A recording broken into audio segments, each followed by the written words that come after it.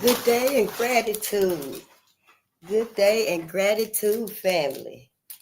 I had to get my water and get my little tea bags and stuff.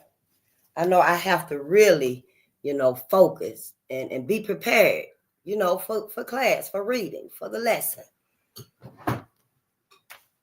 But when I get off at 12 o'clock, when we're done with the midnight with the ancestors, I hardly even give myself time to look through the comments. That is really challenging. At 12 o'clock, I'm usually in the bed most times, but now, when you have a purpose, you just try to make yourself available, and do what you're supposed to do. Be where you're supposed to be. Even if you're a little late, we still have to be where we're supposed to be. Let me get a little honey to add in here. Just a little honey. We ain't got no sugar. We ain't got no sugar over here. We ain't sugarcoating nothing. But you can add a little honey to your tea if you want to. You can add a little honey to your tea if you want to. But ain't no sugar spreading over here and stuff. We just, we getting out of that. Yeah. Kind of like, taking the gloves off. And learn our history.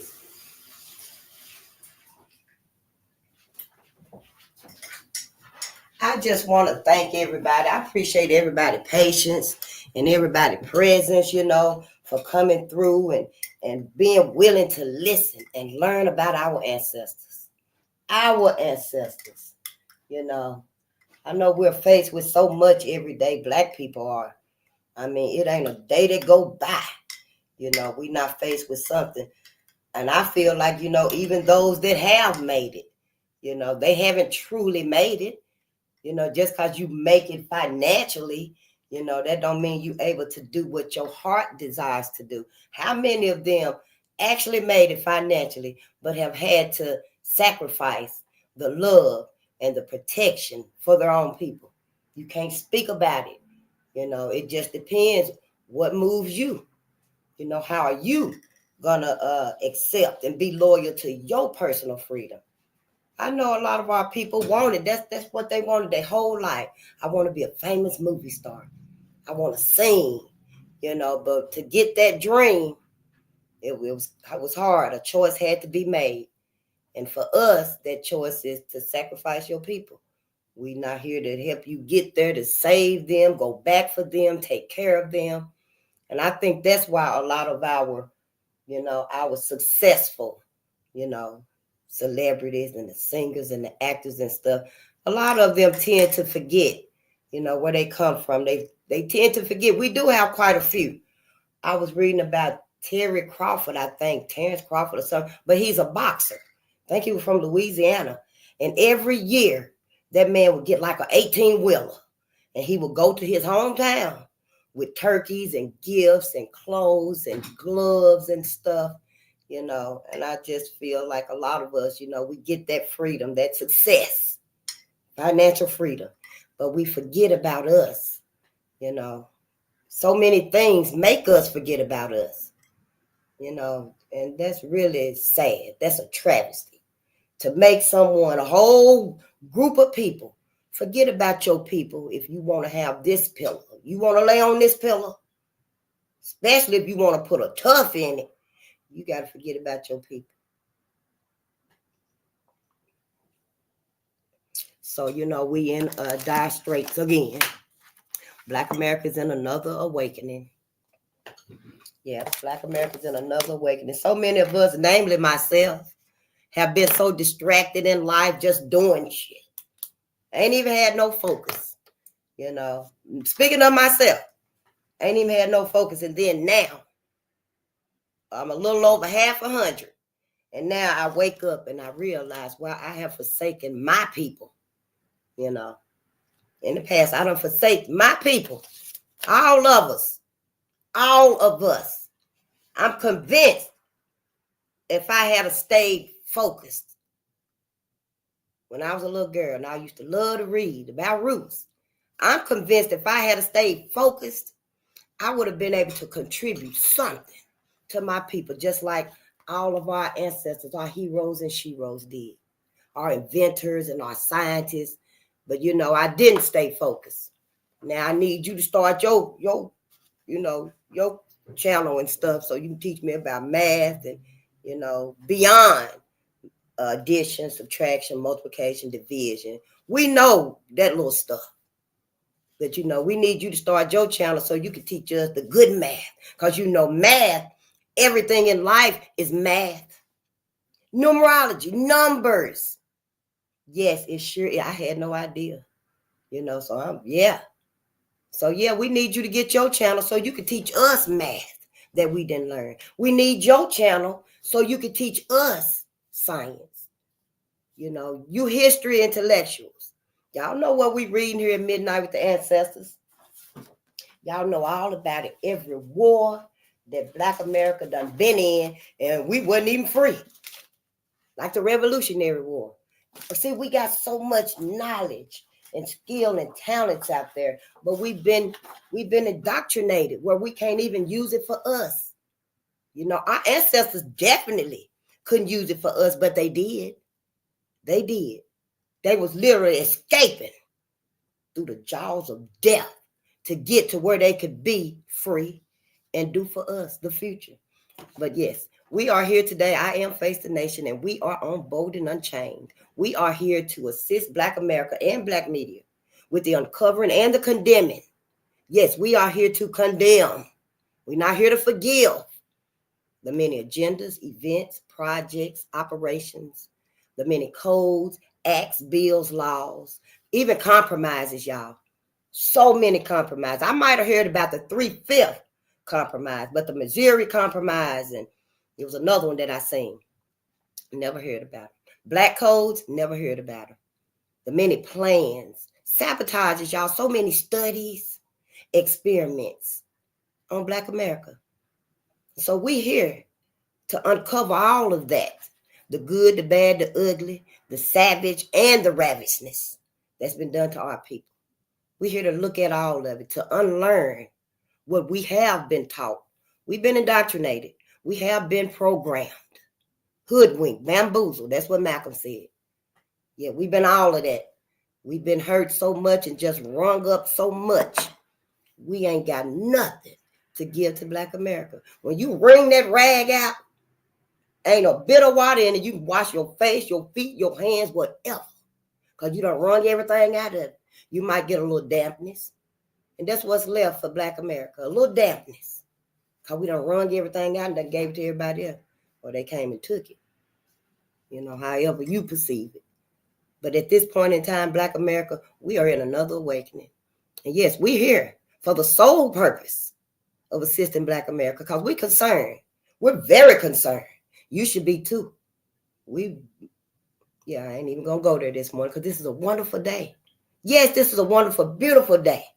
And I don't want to, make it seem like we got to always be ready to attack and condemn. But we do. Just not in not in anger. I don't want y'all to think I'm always mad and bitter and stuff because I'm not. No, shoot. I don't even like confrontation. I ain't no fighter. Shit, because when I sit down right here and y'all be like, Face, what happened to your eye? And I have to tell you that I was just minding my own business.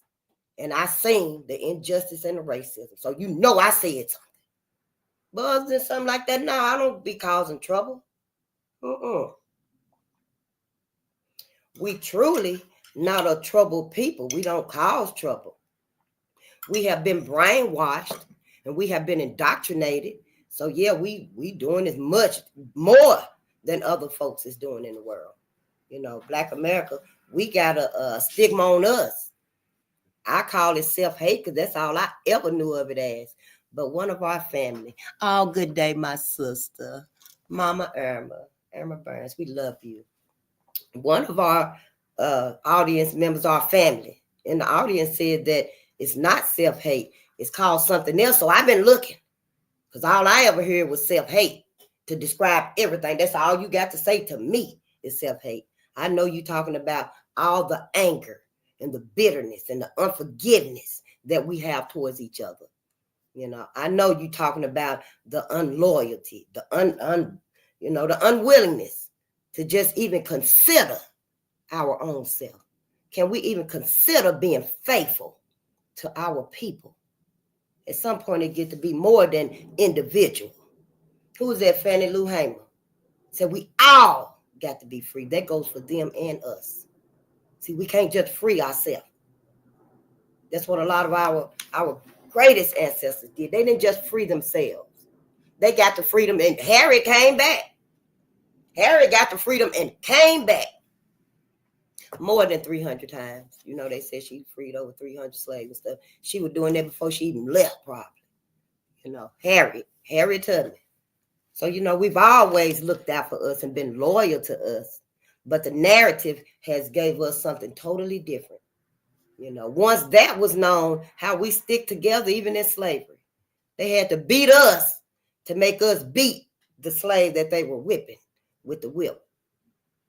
But, after a while and stuff, you keep kicking that dog. When he see you coming, he just going to go on and lay down.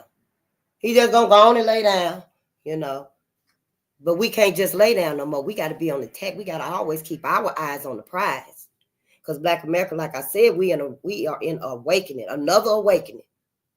1919 was our first awakening. We read that book. That was our first book, actually. But we read that book. It's right here. We are not, let's get this out the way, because y'all already know. We look it through a spiritual lens. We're not looking through a religious lens. I know we forgive. We are forgiving people. I know this. But it has also been used against us too. Black America. It's okay to forgive. Just you can keep it to yourself. We not here to really condemn nobody but ourselves, our ancestors. We need to give our forgiveness to them now. White America know we forgive them. That's why they don't feel no remorse for manipulating, you see, Black America. White America, the culture, them. You might can find some individual ones. I have too. They claim, they show, they act like, they talk like, some of them even live, like the mindset that all of them should have adopted. Every last one of them should have adopted this mindset. Not because you can gain, a little prosperity, because here they getting it all. You can gain a little prosperity, a lot of prosperity off of the fight for Black freedom, Black liberation. It's true. It is true. And so, hell, I really can't say that I'm going to be around a 1,000 garden snakes, because I know them other ones, the boa constrictors, the rattlesnakes, all of them, the pythons and stuff, I know they around somewhere, and hell, they're going to eat all of them, the garden snakes, you, me, the babies. So, yeah, I just rather just protect myself and my people. Until white America shows true, sincere remorse and repentance and repayment, I don't feel like, Black America should be marching nowhere, should be sticking our neck out no more. White America has had plenty of opportunities to right the fathers of their wrongs, since they love to say, oh, we didn't do it, we weren't there, and you didn't feel it because you weren't there. But we feel it. I feel it. I feel every slaughter, every lynching that we've read about. I didn't even know about them. Didn't even know about it. It's the one I'm still even reading through this era right here. But it's because we got to find out why we have the self-hate, which I was telling you, it's called dedicated ignorance. But let me get this out the way right here, because we know we're being loyal, faithful to Black America, to us. We look at through a lens of loyalty, resilience, because we never gave up. Our ancestors never gave up. Some of them had to leave their loved ones being lynched. And they just had to leave. Their heart had to leave their whole heart, y'all, so that they can live and fight to make sure this never happens again. The resilience. I don't know if we could even do it. And through education, we're doing this to learn. We got to unlearn everything of white America. That's who it is. I don't know how to put this politically correct. Okay? I just got here. I don't have no degrees for you. You know, I barely got some resources for you, but I got some hope for us. I got some hope for us. I got some willingness for us. You know, and that's all we need is to be willing to learn about us, our babies. For the longest we've had them, we've had us, making us, just torturing us. Stay under white, we might as well said it. Stay under white America. Please, white America, keep white America comfortable. We might as well told us that. I was listening to Dr. Ben Jokanan, I think. Dr. John Henry Clark, and he was saying, are we dumbing ourselves down? We are, because of white America. I think we so hard on us, we riding down on us, because we don't want white America to do it again. We don't know why we doing it. I'm just, giving my opinion. But I think to keep white America from riding down on us again, from coming down on us again, yeah, we're doing whatever we can so they don't think we're going to come together and build. Because, see, white America is under the impression that we want revenge. Vengeance is not ours. Your Bible said it. The Bible said vengeance is not ours, said the Lord. I ain't never even read the book. But I'm going to get it. I'm working on it. But it is not our text for healing, for our healing, or racial healing. For us to heal with white folks, they gonna have to face, they gonna have to face they own. Yeah, the Bible can't be their excuse, their comfort. We're gonna blah blah this, put it in the past, it's water under the bridge. And that's exactly what the Bible will do. It'll lead us, it'll sway us to forgive, and we can't keep forgiving. We gotta hold everybody accountable, white America too. We can't keep letting white America think that, oh, you can keep hurting us, keep sabotaging us, keep studying us, keep experimenting on us, keep holding us down, and we forgive you. So no, we're not looking through those lenses here. We're trying to save our future generations, like our last generation before us saved us. If it wasn't for our ancestors, y'all, we would still be enslaved. We would still be slaves in chains. Yeah, we would. We probably wouldn't even have the gumption to fight, because it's been hard for us to know who the enemy is. We really can't even trust us. We don't have the loyalty and the faithfulness that our ancestors had to each other, because, see, we done got away from us. We don't let us and our essence become just a passing fancy. Yep. That's because we don't know who we are. We forgot who we was. We forgot who mattered for us. When we integrated, we was wholeheartedly in it. We jumped in it, integrated. We didn't half step. We didn't keep nothing on the back, because we know when white folks turn against us again, we're going to have this in place and this in place, and we're going to have everything in place for us. Like Neely Fuller said, every aspect in life is controlled by white supremacy racism. We didn't know it. We didn't know nothing when we stepped off them plantations as a people. All we know was we physically free. But we ain't never been free. We ain't never got away from white America. We went probably as far as the front yard. That's it. Yep. So, that's why we're here. That's our mission. And let me get the copyright out the way. Yeah, I found it. Copyright disclaimer under 107 of the Copyright Act, 1976. I was 4 years old. Why all of a sudden they put this out? Was it one before this? But anyway, I digress. Allowance is made for fair use for purposes such as criticism, comment, news reporting, teaching, scholarship, and research. Fair use is a use permitted by copyright statute that might otherwise be infringing. Nonprofit, educational, or personal use tips the balance in favor of fair use. We can study this. I was wondering myself, do they read this on like church? I don't go to church either. Nope, I don't go to church either. I used to. When we were little, everybody went to church. You had to go to church. But somewhere along the way for me, the Bible didn't resonate, but I went because I had to when I was a child and stuff. When I got a little older and stuff, I kept going, but it just never resonated. on through the years and stuff, things happen. The past decade or so, I guess I would say my church became the street where my people was at. I just didn't resonate in the church anymore. So that's where I am with that and stuff. But, I understand that that's where we go. And churches were actually our savior.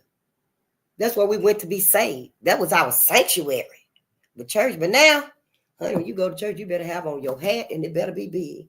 You better have on your outfit, the shirt, the skirt, the stockings, the shoes, everything better be color-coded. Your purse better not be too far off the color of your Sunday dress. Your best Sunday. That's kind of like, and then, you got to have some money. Yeah, I don't know. They ain't told nobody, but tithing is more than 10% now. It's going to come out eventually. That's why they're asking for all this. What was that pastor asked for? $1,000? And the church started fighting. Asked for $1,000 for every member, from every member. And the church got to fight. So, yeah, make sure you got your money and stuff, when you go. And, but really, for me, my church just became out here where my people was at. It was just too much. I don't even wear dresses like that, I don't even like nothing on my head. But, yeah, so, yeah, I don't do it. I don't go there and stuff. But y'all do. And y'all know we got to bring that back.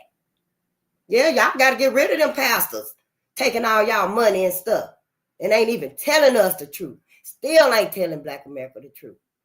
You got to forgive your ancestors. We got to forgive ourselves. Forgive them if they know not what they do. Yeah, they do. They still doing it. Today, allegedly 2025. We done discussed all of that. But we can look at the kids, white folks' kids. They still doing it. Ain't nothing changed.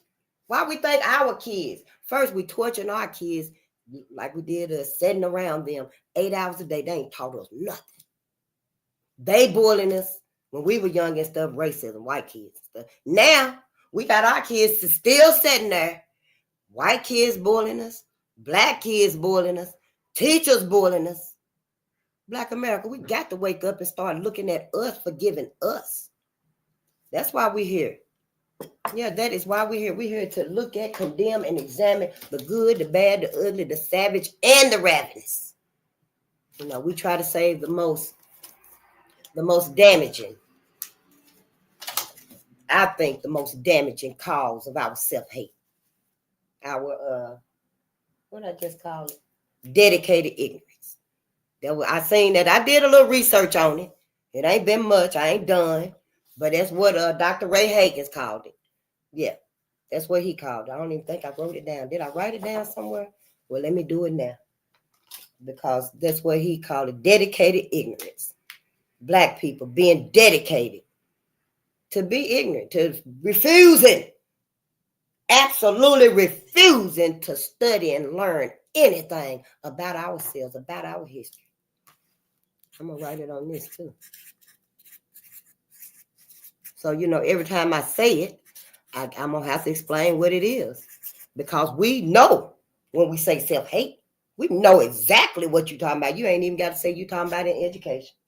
You ain't even got to say you're talking about the music industry.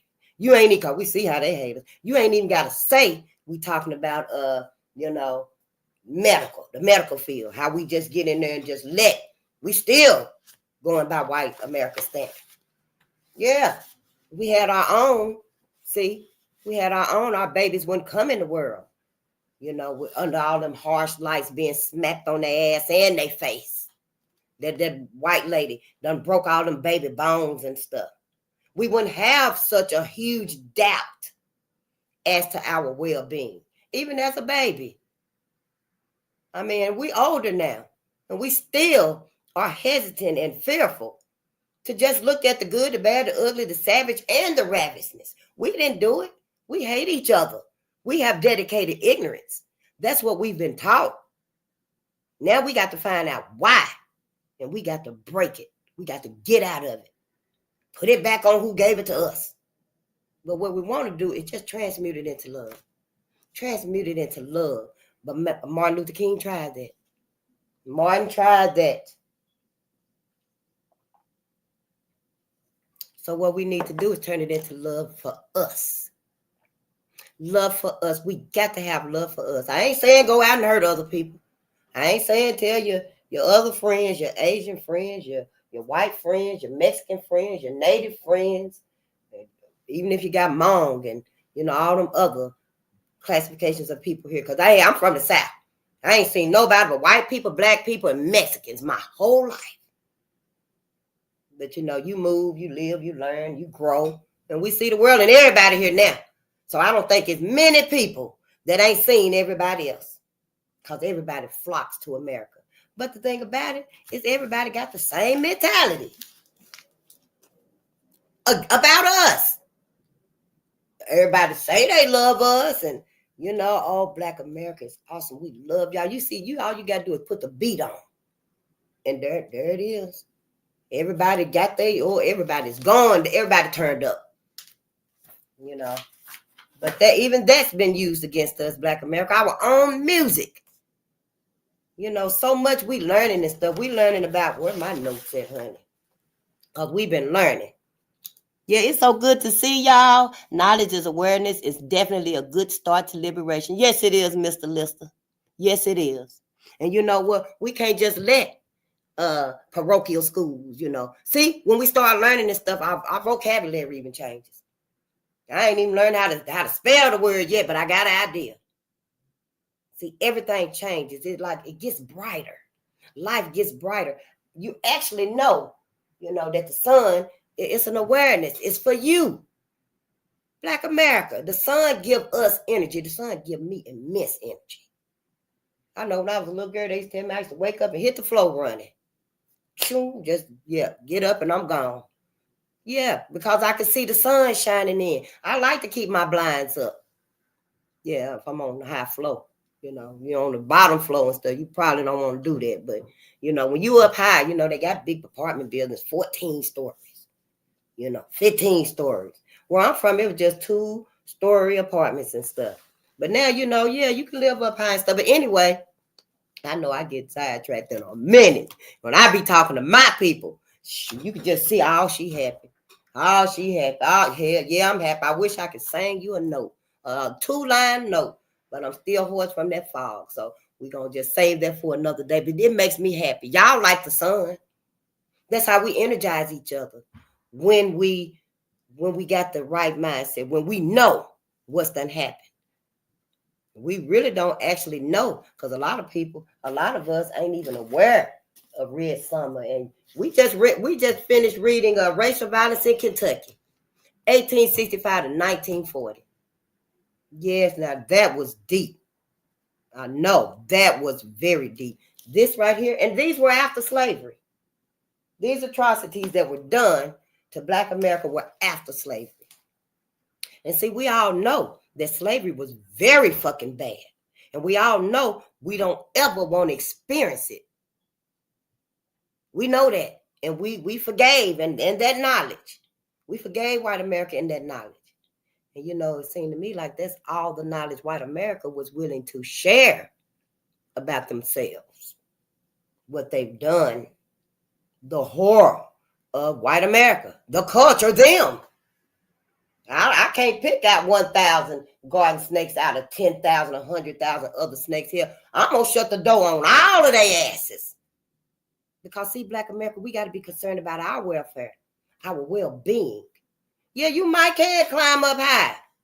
Hell, snakes can climb a wall. You probably can run fast. But we have a lot of our masses that can't. And we're leaving us vulnerable. But we've learned about, so many of us that's fought for Black America. And even in that, there was forgiveness. Because our people were like, I invented this and this and this, and it's for everybody. Some of us specifically said for Black people. Because Black people invented, especially during slavery, to make it easier. To make it easier to do the back-breaking from sun up to sundown slaving that they had to do. The potato peeler. I meant to write her name down. The potato peeler make peeling potatoes so easy.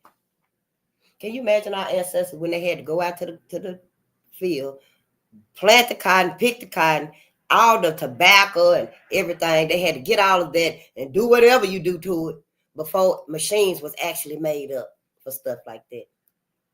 All across the board, everything, every area in life, Black people, when we were able to get off them plantations, to get physically free, and we assumed, we thought we were mentally free because, and we believed it. We knew we were free. Could nobody tell us nothing because, see, we were still in that collective energy with each other, focusing and thinking about and building and creating for us, with us. That's why we immediately got to creating, got to making it happen. And within like 20, 25 years after slavery, 1865 to 1919, read something. Black Wall Street was built up, fully functioning. We had everything we needed. In 2021, Tulsa was built up, fully functioning. We had everything we needed. And white America didn't like none of it. So see, while we was in our collective high for us, about us, with us, white America was on the peripheral looking. And yeah, that's when they decided they had to do something. We got to stop this. I don't know. We must have built it up in the front yard, or we went back to the plantation and now we're in the front yard. But anyway, Black America is fearful. We're hesitant, in my opinion, of building again. That's why we do a little. We'll come together and do a little. We see each other. We try to remain together, and visit with each other and have reunions and stuff. But we know if we do get together again, we're going to start creating and building. It's natural. We can't tell the cosmos, oh, don't create planets and stars no more. Don't you dare create a rainbow. But we come from the cosmos. The cosmos manifested us, Black people, melanated people, all over this world. It was just two, the Black woman and the Black man. It's your decision if you wanted the cosmos to manifest them together. It's your decision if you want the cosmos to manifest the woman first. The cosmos is dark. It's giving birth to stars, other planets, rainbows, storms, it's forming meteors and asteroids and stuff. So it is giving birth. So that's how you decide to think. I know we must unlearn fundamental things that white America has taught us. Use our own common sense. Everything been wrong. Everything been wrong. The key is to start thinking for ourselves. Y'all, I'm going to tell it like this right here. We're going to have to open our minds up. Let our babies open their minds up. Because the same way our ancestors created and built up a world so phenomenal, so big and huge for us, contributions that are still being used today, is the same way us and our babies, our godred, got to build up and create for the new world that's coming. Have y'all seen anything that anybody is creating or inventing or contributing to this new world that we're going to be able to utilize for the benefit? I mean, I'm not saying we won't be able to use it. Yeah, you could get in a Tesla and it can drive you wherever you got to go. It can take you to the hospital because you done broke your arm. You in labor. It can take you and the baby to the hospital. So we will be able to utilize it, but will it be for the benefit of Black America? These flying cars they plan on having out here, like the Jetsons. I never did watch the cartoon and stuff, but I seen it. With the little blonde hair and it was curled up like that right there. And they got the little clear thing, plexiglass. You can see them through it, and then the little girl and the little boy sitting in the back. I remember the cartoon, but it wasn't one of mine that I liked to look at. And so you got thinking, what, $92,000? The last I researched on it, because I was like, well, shit, let me read and see what this about. But it was like, maybe a one-seater or a two-seater. You can buy it for like $92,000. It only fly like 60 miles, and then you got to revamp it. Whether that be some type of fuel or plug it up, I don't know. Hell, it's a flying car. But the thing is, them things are not beneficial for Black America. It's not beneficial for Black America, not for our life. We're supposed to be natural. We're nature. You see? Now, the thing about it, y'all ass don't go out here and get you a whole bunch of these Tesla cars and stuff, and you sitting in the back seat, because when the shit hit the fan, can't nobody get out. Can't nobody get out. Black America, we got to know where we're placing ourselves at. Where we sitting at? Where we done made our homes, our lives, we done built bonds, we done mingled, we done married with everybody. We can't even hardly give any attention to Black America now, because we done trapped ourselves in this illusion of inclusion. We ain't remember nobody. We can't remember nobody. Remember when I did my first live, y'all, I didn't even give y'all time to get on. Nope, I didn't even give y'all time. I think I was on for like 2 minutes. And that was it right there, you know. But I knew I had to do more than that, you know, because we need to know these things.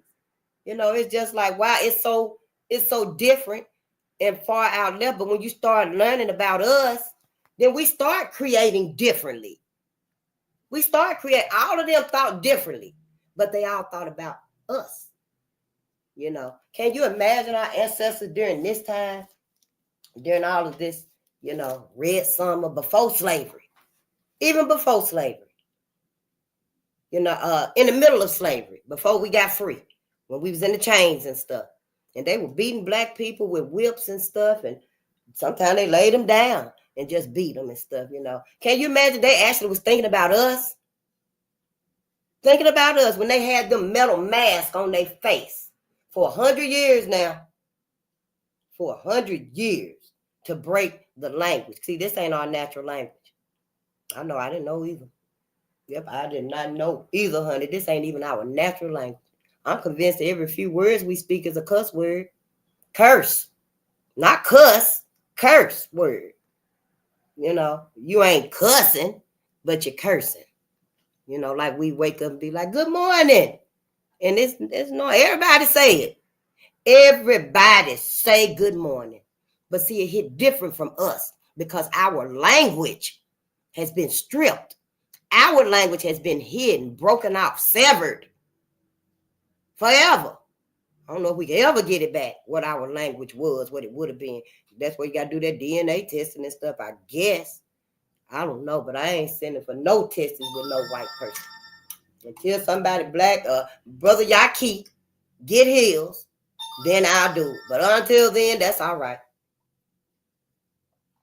So it's no wonder Black America is in chaos. Black America is stampeding. We're losing our sanity.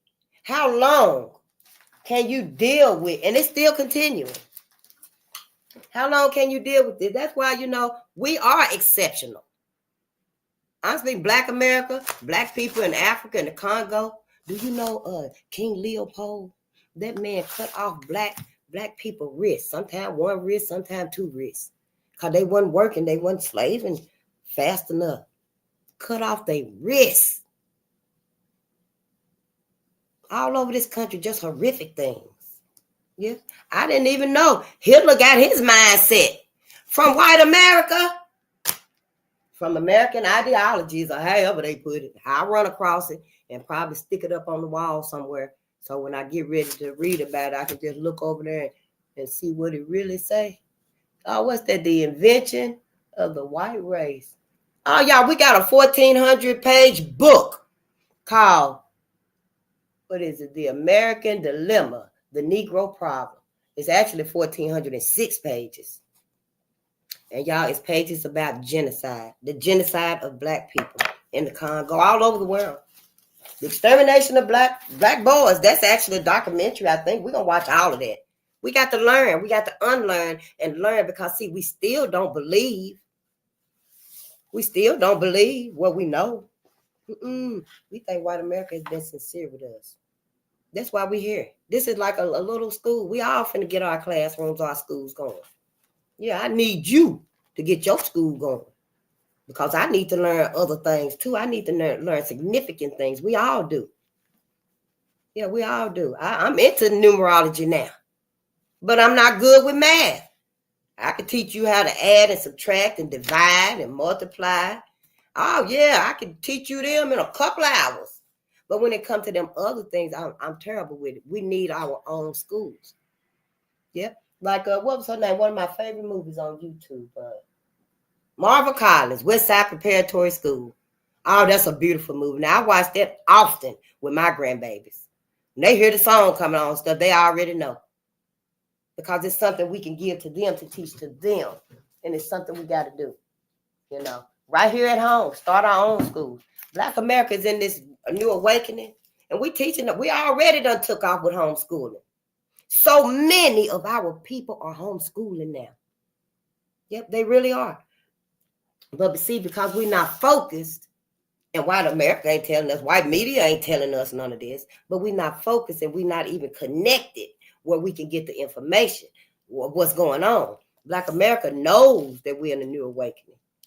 We got a lot of people out here teaching their kids and stuff. They don't even go to school no more. They homeschooling. It's a whole curriculum, y'all. Yep, it's a whole curriculum. Like Marva Collins. Marva Collins in the movie, they just went and got books from anywhere. Schools that was closing, books that was in the lobby. Just go get books and start reading. Reading, that's going to lead up to other stuff. That's going to open the door to ancestors. When we start reading about us, they're going to open the doors. The cosmos is going to open the doors for other books, workbooks, lessons, plans. It's all going to open up. Everything's going to open up. Because this is spiritual now. This is not physical anymore. They still want these black bodies. And after these black bodies, and they still getting them. But this is a spiritual war now because Black America, to me, these are my thoughts. Because if anybody else was thinking like me, they would have been no told us. But Black America is so traumatized about what white America done did to us all over the country. It seems like we all traumatized. Because none of us anywhere hardly got any unity. Because it's being infiltrated, you know, and we've been bombarded with all these narratives on white mainstream media news and stuff like that. You know, everywhere we look, it's that. We look at a movie or even a commercial, and we don't see us anymore. We see the blended family, though, the white, the black, and the mixed babies and stuff. We ain't seeing us in the focus of society, life, the world anymore. So when they do, if they are successful and exterminate us or get our numbers down, then they can effectively, successfully step in place. Oh, we're black now. We the black people now. Yeah. Fucked up shit, ain't it?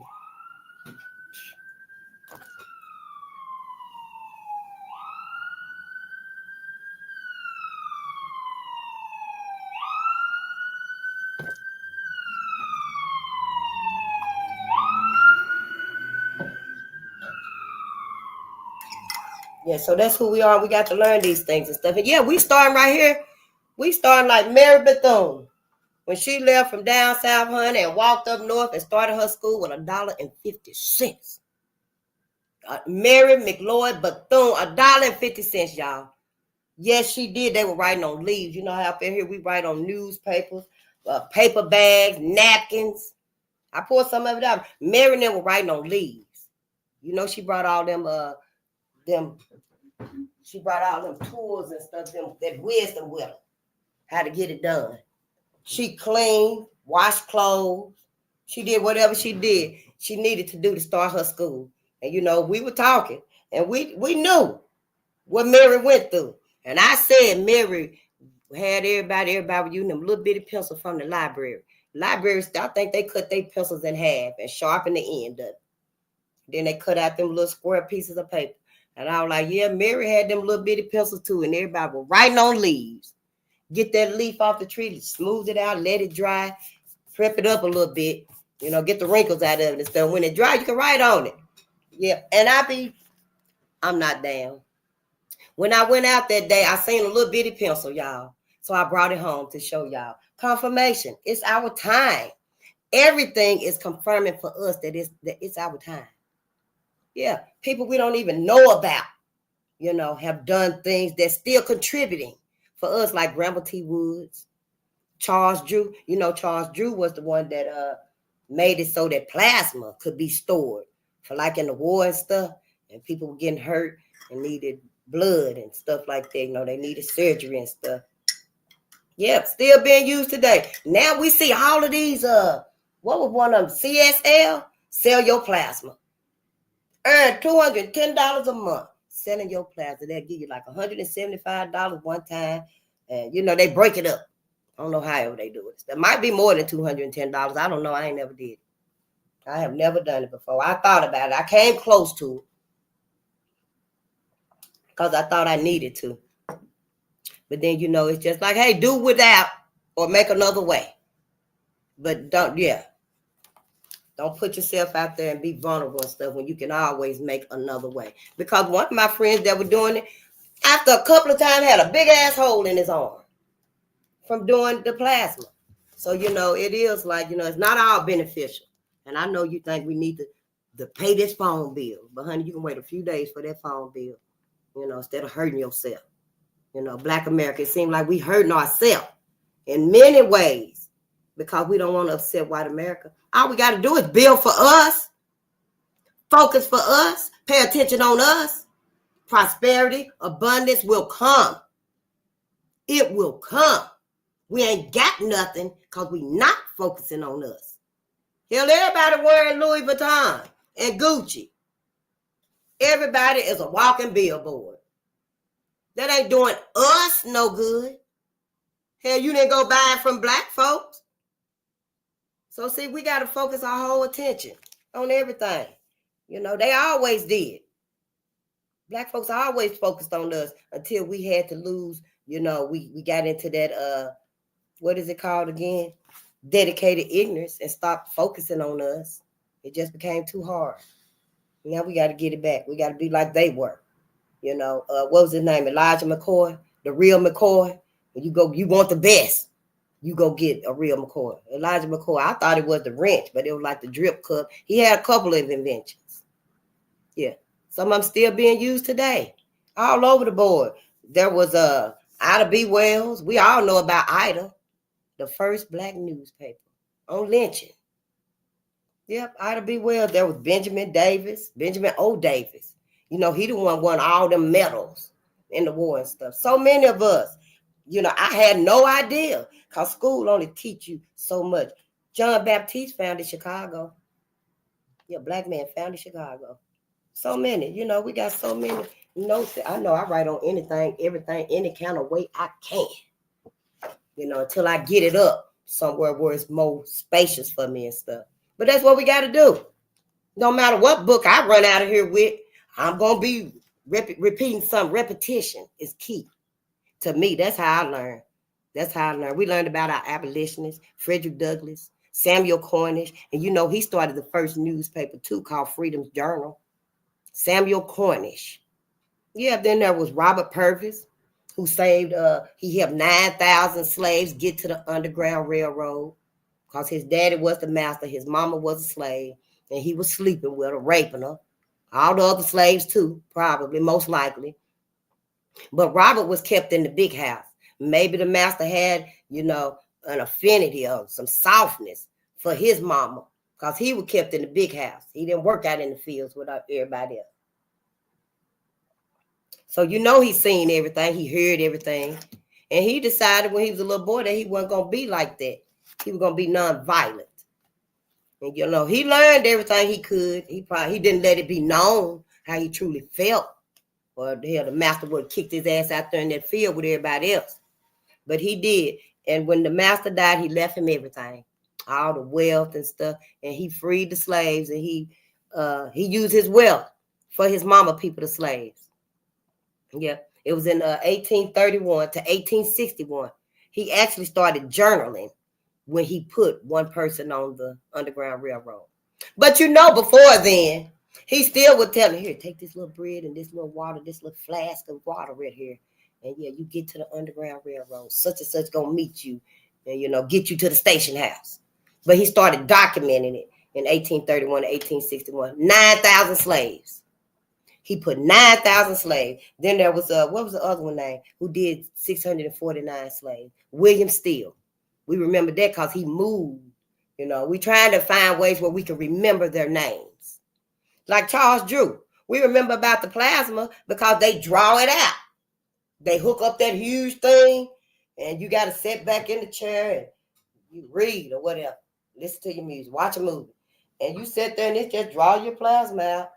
I think it's separated or something. I don't know. I ain't never went and had it done, but yeah, we just got to remember ways to remember these. We got to come up with ways to remember, our greatest heroes, our greatest heroes. They taught us about the founding fathers, and we know what they found, but now we got to start learning about us, so we can have an idea how to save us, because we the only ones that can do it. Ain't nobody else can do it. They don't even want to do it. We learned about William Whipple. Now he different from the other Whipple. What was his name? Because the other Whipple, I forgot his name. It might have been William or something similar to that. But he was a wealthy African young boy. And he was sent to America to learn, to study. But he was kidnapped and sent somewhere. And he was a Whipple also. But this William Whipple right here, he was an abolitionist. Yeah. And he helped his mama's people, with his wealth, with his freedom and stuff. He came back and helped his mama's people. There was Paul Cuff. I actually thought he was, what was his name? Robert Smalls. I had them confused. Robert Cuff, when he was young and stuff, he worked it in the on the ship, the Navy and stuff like that. He ended up, I don't know if they kidnapped him, if he escaped and got there, for his freedom. But he started out with one boat. He became so good, y'all. He could just do it with precision, like instinct. But he had he started with one boat. Then before long, he had a whole fleet of ships. He was wealthy. And them times and stuff, I didn't write down the year it was, but he had his wealth was like $20,000 for a black man. And that was uncalled for. That was unheard of. It was very hard for a black man to amass that amount of wealth, but he did. And he wanted to use it and help his people, Paul Cuff. So, he started traveling.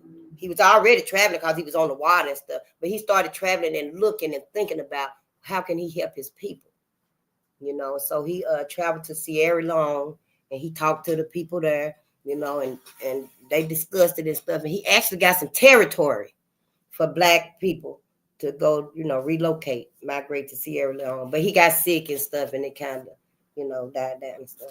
And then Robert Smalls, the one I got him confused with, he was the one that made him feel so small because they made him learn how to pilot the Confederate ship called the Planter. And he didn't want to do it. He wanted to be free, him and the black crew.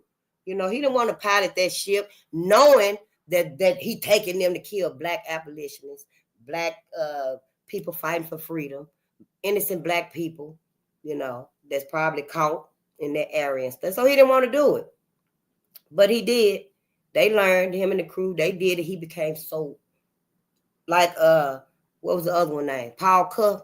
He could man that ship with such precision, y'all, because he got the knowledge, the instinct, the idea that how am I going to get to freedom?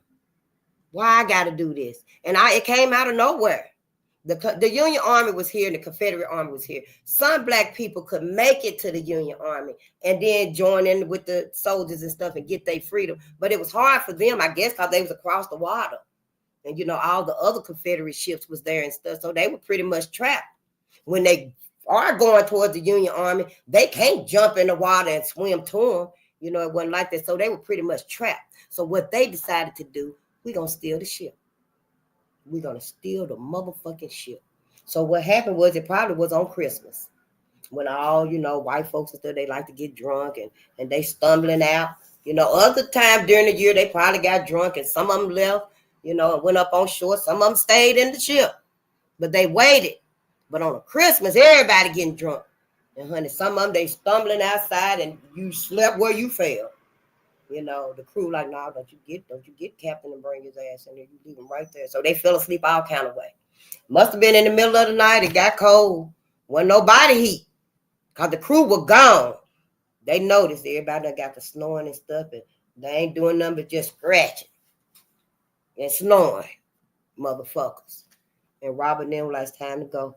They got their stuff and got on the ship, but it got cold. And somebody must have waked up and hollered out, Robert! Hey, Bobby. But he didn't say nothing. Then they were like, oh, I know. He the one that come running. Whoever they call. But he didn't come. And that's when they slowly started to arouse themselves and wake up. And then they add, well, the captain, they didn't see the captain because he was way back there. Leg up on the table, his mouth was open. Honey, he was calling hogs, horses, pigs. He was calling everything. And in his mind, his ass was like the one that revived the KKK. Talking about he traversed the realm of the unknown. He was seeing himself assaulting and raping and molesting black women. So that was going through his mind. That's why he was calling every animal he could think of. Because if he can't get a black woman and stuff, he will be satisfied with the cow. That's it. Hey, I didn't even know all of this. I did not know all of this was going on. Sure didn't, honey. I thought Black America was all right. I thought white America had healed and changed their ways. I didn't know. Shit, now I feel like hell, everybody done lied. I sure do. And I feel like teachers themselves should have been the very first ones. Oh my God, we have done a great disservice to Black American, and we need a whole curriculum so that we can redo, we can undo the damages that we've done to these black kids, these black babies. But ain't nobody said that and stuff, so honey, we better get our own schools. So better. If anything, they saying, oh, now we got to start teaching other languages. Can you translate?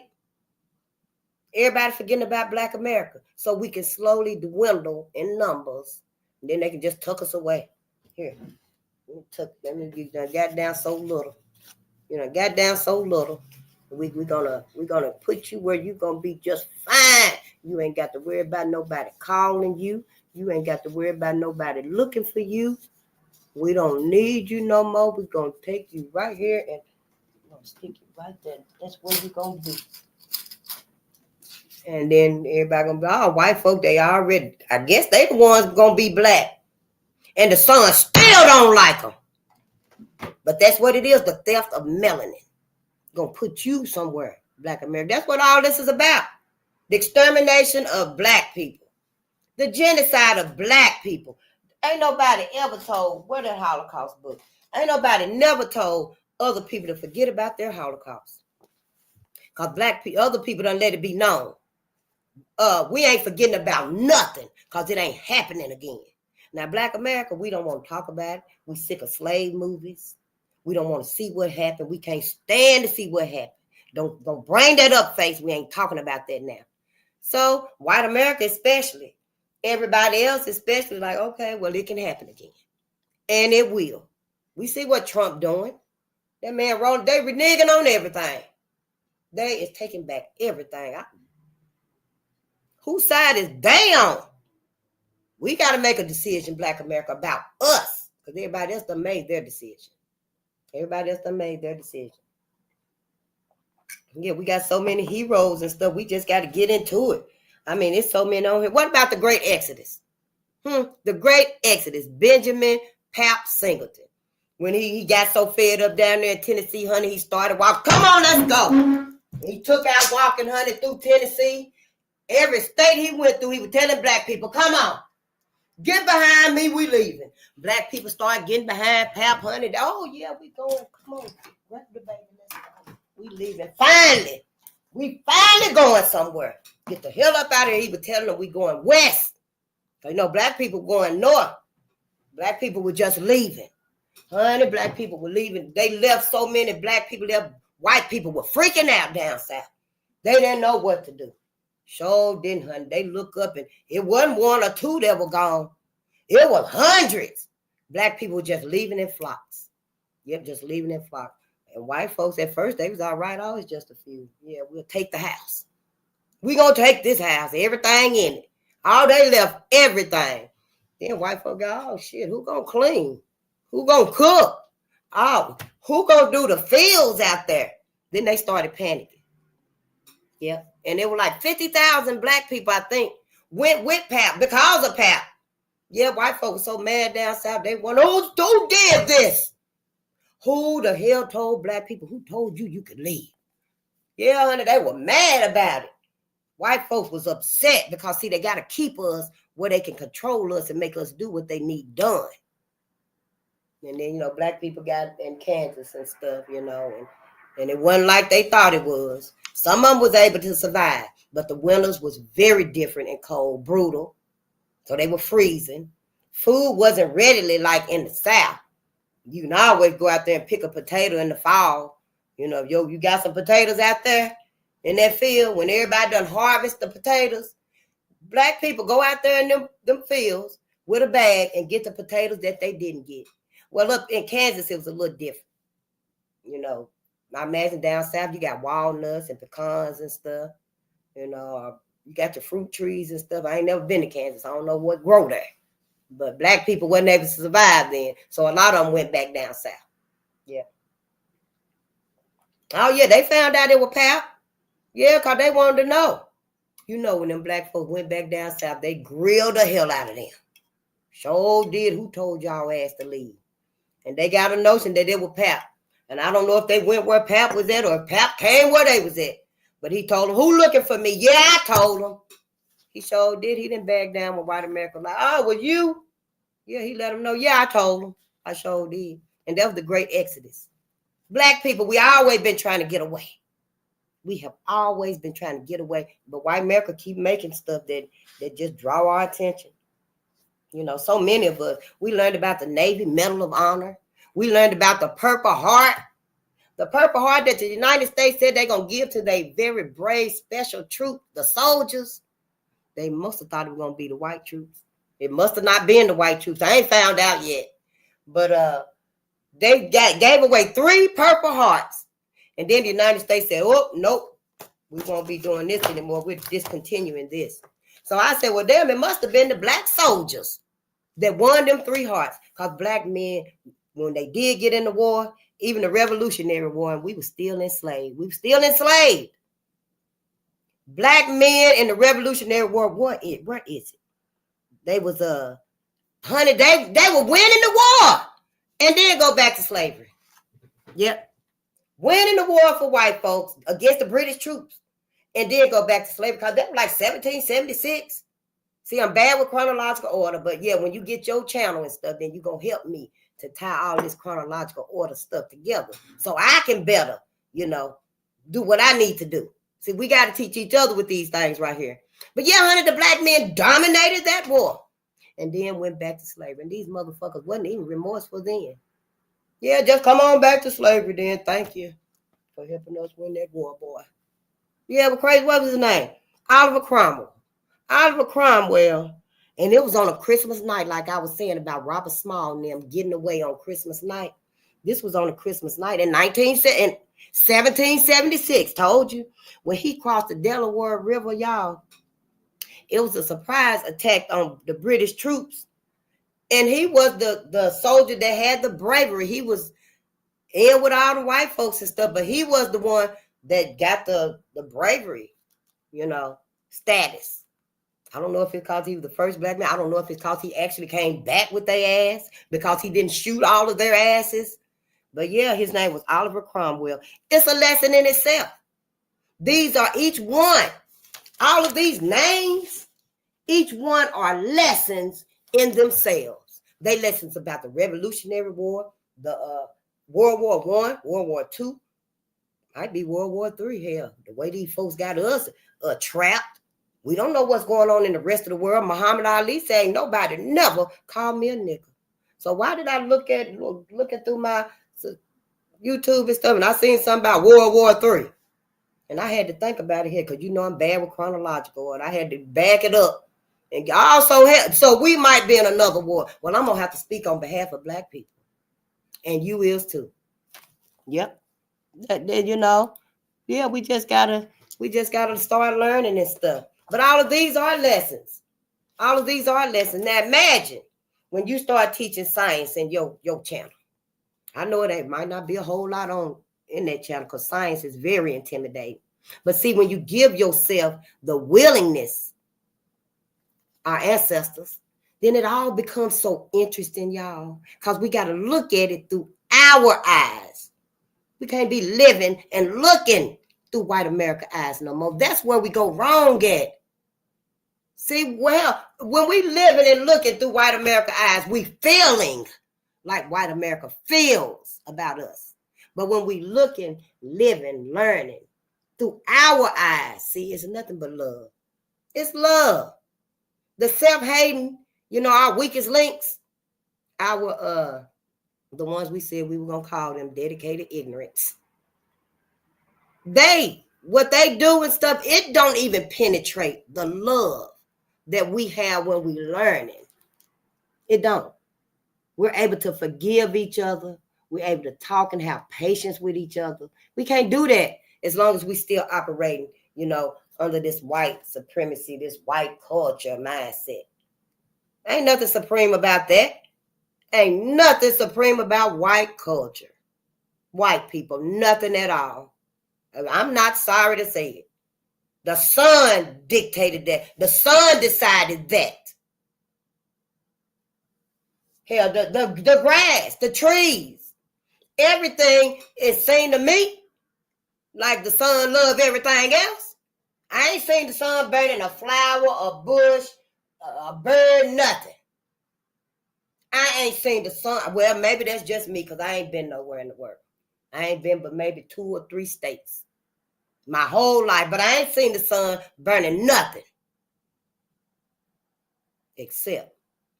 So yeah, to me, that ain't superior. That ain't supreme.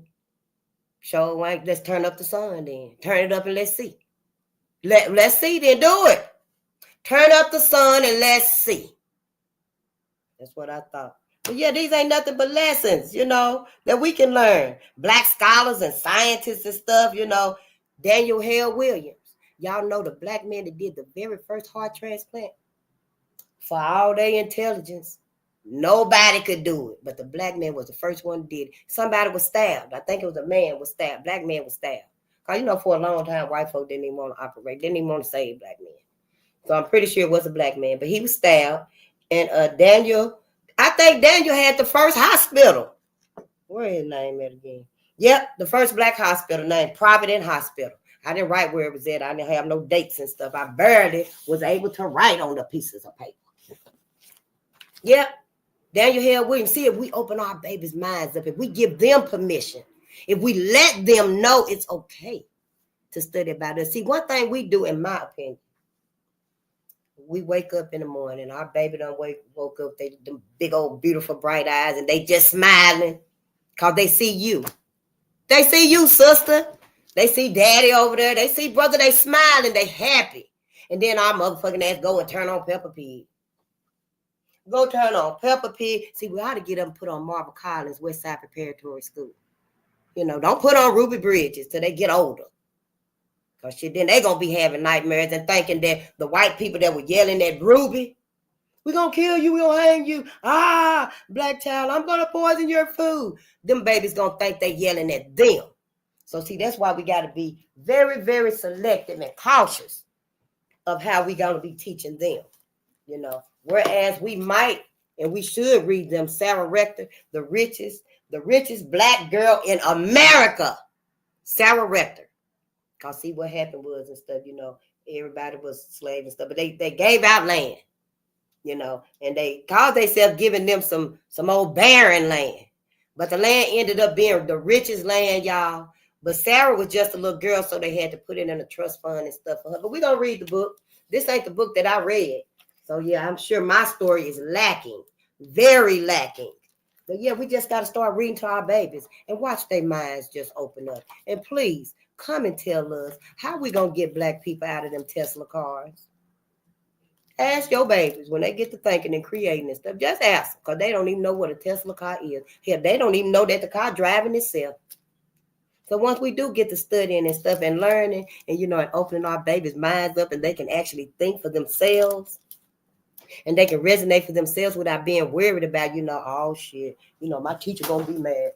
My white friend, my white neighbor going to be mad, because really we can't be concerned with that no more. So when they get to that point, then please ask them, how is we going to get black people out of these Tesla cars? We'll get other people out too. I'm sure they're going to be like, well, lock the nigger lovers in too. I mean, they're getting all this data and stuff. Why not? Why y'all think it's impossible? Them cars right today. Them Tesla cars passing y'all. People sitting in the back seat of them and stuff. I know one guy, he drive his own Tesla car. He had it come to him one time, though, and the motherfucker stopped right there at the pothole for a whole 5 minutes. Yeah, you gonna get in this car by yourself. Sure will. But, I just want to know, how is black people gonna help black people? And ask them, how we supposed to get away from these robots? If one was to get you. Because, see, you don't know. Black America don't know. So when one of them robots get you, ask them how we supposed to do this. Because, see, the same way our ancestors invented stuff in the past, I think it's more recent right here. It could be some stuff, from the past in here. We're going to read it, though. We're going to read it. What year was that? 1888. Yeah. The same way our ancestors was inventing stuff then that's still being used today is the same way us and our babies going to be inventing for tomorrow. And see, them inventions is going to be used, for 50 years, 100 years, whenever they decide to turn off the machines. It's a movie about that, the machines and stuff. Oh, honey, I like that movie too. Big old trucks was just starting themselves up. Yeah, people like, damn, it's driving itself. It was an old movie. But yeah, ask them babies. Shoot, we need to know some things. We can't just go into this blindly, like we've been in everything else. But yeah, I don't want to keep us too late and stuff, I don't want to be late again today, but I will. Because this right here is my priority. So, but I know y'all have things to do, and I'll be keeping y'all for 2-3 hours, don't I? And I don't mean to. But I'll be happy to talk about us. Shit, sure do, honey. And when I get out and I'm just happy under the sun, because I know the sun is for me. The sun give us energy. I'm telling y'all this too. If they do exterminate Black America, see, they do exterminate us, the whole sun gonna blow up. Who else gonna receive the energy from the sun? I know the plants and the trees, animal life, marine life. I know all of them, all of us collectively, white people too. They getting a little bitty, little bit of benefit from the sun. They better not get too much or it's gonna burn their asses up.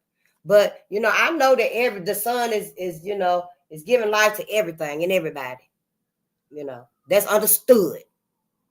It's understood that the trees and stuff, plant life need the sun.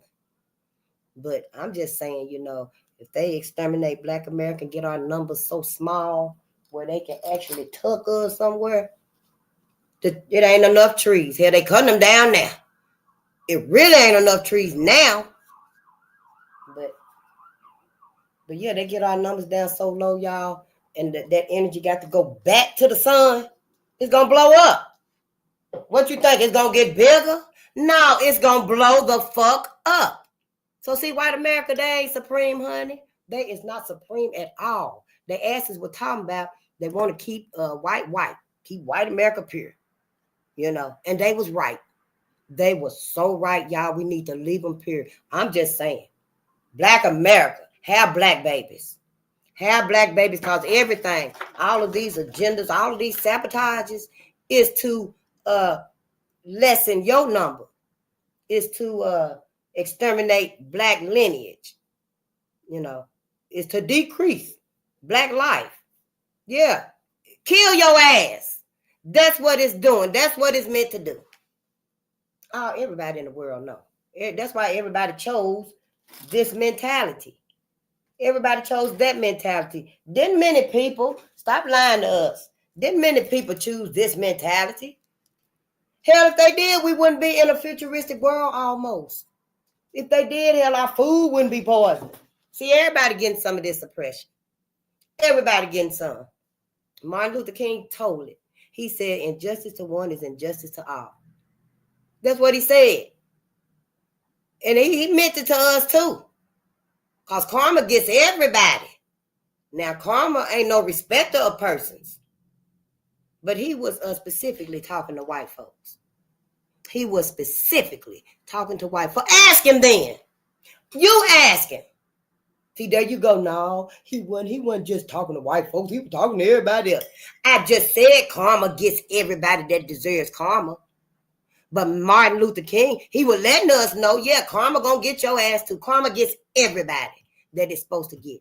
but he was specifically talking to white people because the context of that time, we were in racial conflict, racial strife. We were being killed. So why do we neglect and excuse the lessons that white America's supposed to learn? Why white America ain't got to learn nothing? We just forgive them and they just keep on. What about when, when they lessen our numbers? Hear me out now. They lessen our numbers, and then all of a sudden they gonna renege on everything else, like they reneging on everything that our ancestors, fought for and died for and suffered for, and they reneging everything, taking everything back. Department of Education, Department of Commerce. I ain't even really got used to the Department of Commerce. They try to take all kind of shit, just eliminate it. We got to start thinking. So when they start reneging and taking back when they lessen our numbers and they take back they're going to cut off the machines. The flying car going to stop. The little robotic dog going to stop. I guess they just going to be statues. The driverless cars going to stop and stuff. Black people still going to be in them, And yeah, they're going to cut all that shit off. But by then, Black America done picked it up and ran with it. See, we do ourselves a disservice. They're going to even stop and say, hey, no more LBGTQ. The numbers, the letters. They're going to eventually say, hey, no more of that shit. Everybody going to go back to, well, I'm a man again. Well, I'm a woman again. Don't take it personally. I'm just telling your ass how white America do. And white America listens to white America. Matter of fact, everybody listens to white America. But see, we be too far gone. We be too much in it. We be too deep. I don't know. Maybe we got a complex and we can't say, well, I was wrong. Give me my shoes, my mustache, face. I don't know. I just know white America gonna be like, hey, we stopping all of this. And we on something new. And Black America still gonna be how we became. Yeah. Why? Why you think it's impossible? Yeah, our masses ain't that, focused. Our masses is the ones stampeding. That's how things have progressed like this against us. Because our masses, everybody's steering our masses and our people but us. Everybody's steering. Yeah, that's why everybody motherfucking asses. Yeah, we ain't got no friends. So don't. Because they're all of their asses. Somebody should at least say, hey, y'all, we got to help Black America. We can't let Black America go into this new world order. They ain't got nothing. I know what my people did to them. What did your people do to Black folks? I know what my people did to them. What did your people do to them? Well, can we at least do this, this, and this? Hey, let's just go out and support them with reparations. Let's just help them get some funds, get some money so they can take care of themselves. Y'all know Black America ain't really got their pantries and they really ain't prepping on the whole like they should. So let's help them. Ain't nobody saying nothing. Ain't nobody saying nothing. Sure ain't. The theft of melanin, sacrificing Black folks. That's how it is. That's how it's always been. Yeah, I'm kind of pissed off at everybody shit. Oh, his name was Prince Whipple. It was William Whipple who helped his mother, help the slaves and stuff. Moved, Black people to Sierra Leone, when he got in touch with them and was like, hey, we need some land, we trying to save Black people. We want to move some Black people where they can be safe and start a new beginning and stuff. But it was Prince Whipple who was the wealthy African kid. And he was sent to America. Yeah, his name was Prince Whipple. Mm-hmm. Yeah, we got Black cowboys and stuff. We got so much. We don't need to look at nothing that nobody else got. Oh, no, honey. We don't need to look at nothing.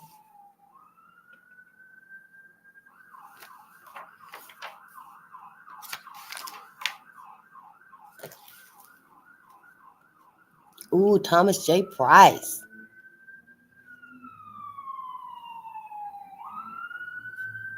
It's a 9-foot bronze sculpture.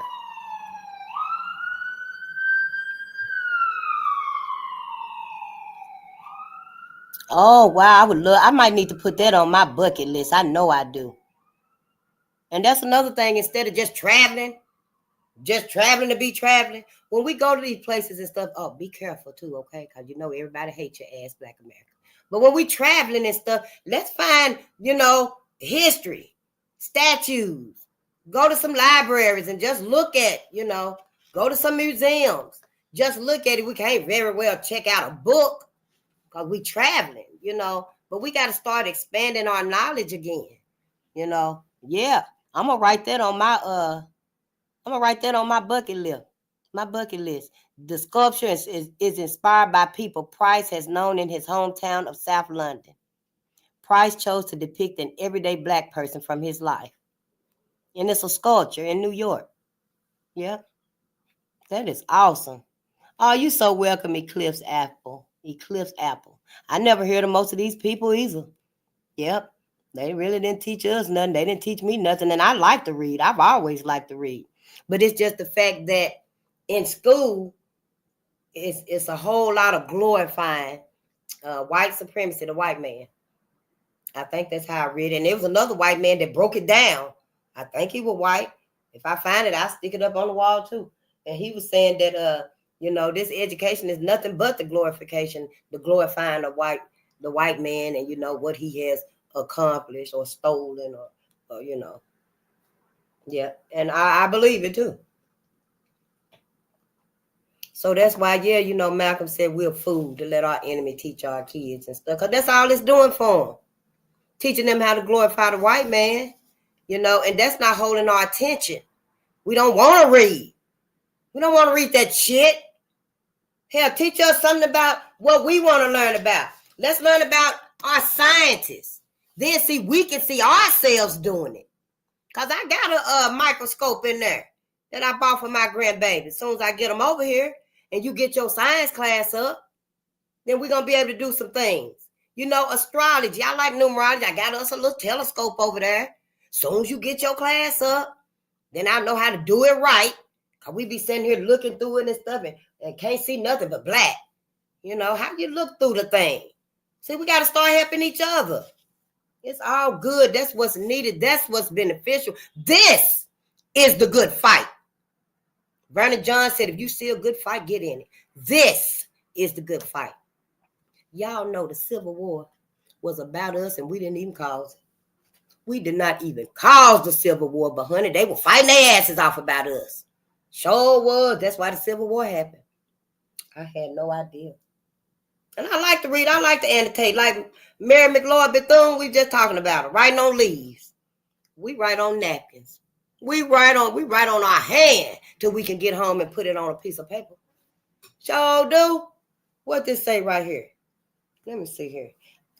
Way back then in 1519, Juan Garrido, a Black African, was the first person to sow and reap wheat in the New World. What are we going to do in the New World?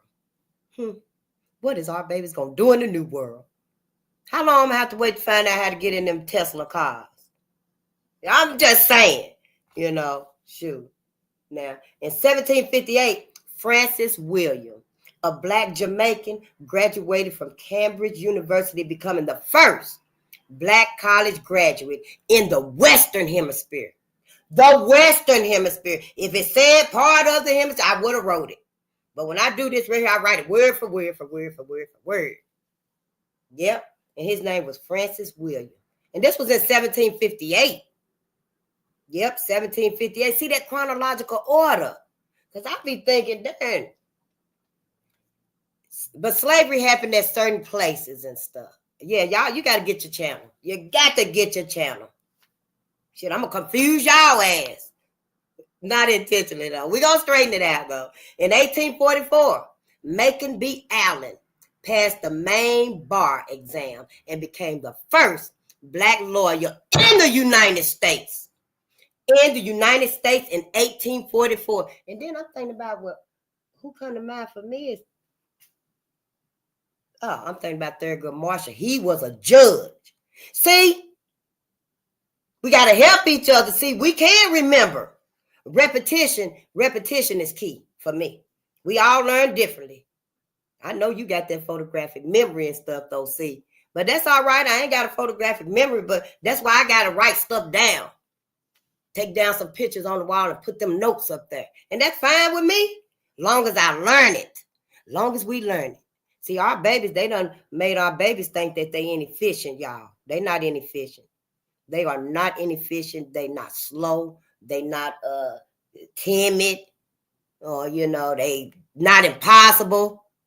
They actually the opposite. They are so brilliant, y'all, just intelligent. They just waiting. They just waiting, honey. Hell, the pets of the world waiting. Yep. We holding it back. Yeah, we just read about Benjamin O. Davis. Well, here goes something on the napkin. In 1940, Benjamin O. Davis, a brigadier general in the U.S. Army, became the first Black American officer to command white officers. Yes, honey, 1944. You know they didn't like that. 1944. Look how long it took from all of them wars. It led up to the Black man being himself, being able to stand up. When at first just went and fought in that Revolutionary War and then had to go get back in them chains. Yeah. And then in the Civil War, Carswell Grove, Joe Ruffin, that happened because they were celebrating the soldiers coming back from the war. Yeah, the Civil War, and everybody was having a celebration and stuff. It was like 3,000 soldiers, y'all. Black soldiers. They had on their medals and stuff. Because they won all the medals. Let me read you this right here. It's a lot of them, too. The Civil War Medal of Honor, honey, it was like 22, 23 black soldiers won them. It was Sergeant William Carney, First Private William Barnes, First Sergeant James Bronson. It was First Sergeant Powhatan Beatty, Sergeant Decatur Dorsey, Sergeant Major Christian A. Fleetwood, Private James Gardner, Sergeant James Harrison, First Sergeant Alexander Kelly. It was so many of them. Corporal Miles James, First Sergeant Robert Penn, First Sergeant Edward Ratcliffe, and Private Charlesville.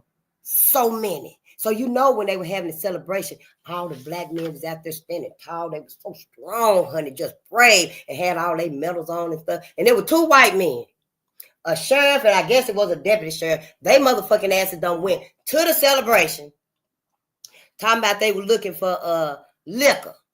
Because, it wasn't supposed to be no liquor or something. Hell, I don't know. They asses shouldn't have never been there. They were looking for somebody that had a liquor thing, And that's how they ended up there. Well, they ended up getting a black man and stuff and had him in the car with them. And they were taking him to the jail. But they passed Joe Ruffin because he was going home.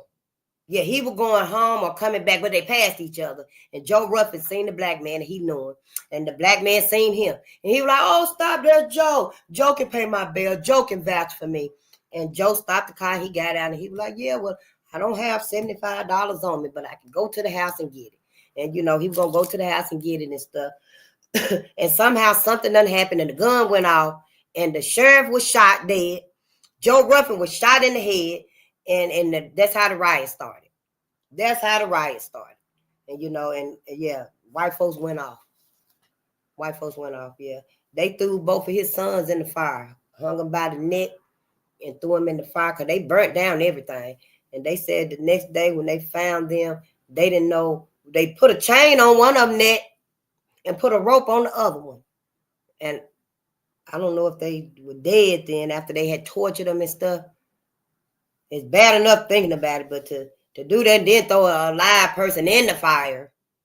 Can you imagine the strength you got to take for a whole man and do that to him and then take his body and throw it in the fire? I mean, how you get up that much energy? And they each had the leg and the head and threw it together in the fire. Who does that? Where does that mentality even come from? And what I be thinking about, but I don't think like everybody else. And yeah, it happened. We just gotta face it. It happened to us. We gotta make sure it never happen again. I know, I love you guys. Music Now, I'm here facing family. I love you, Music Now. We here too. Yep. This is all about us right here. This is all about us. Lessons about us.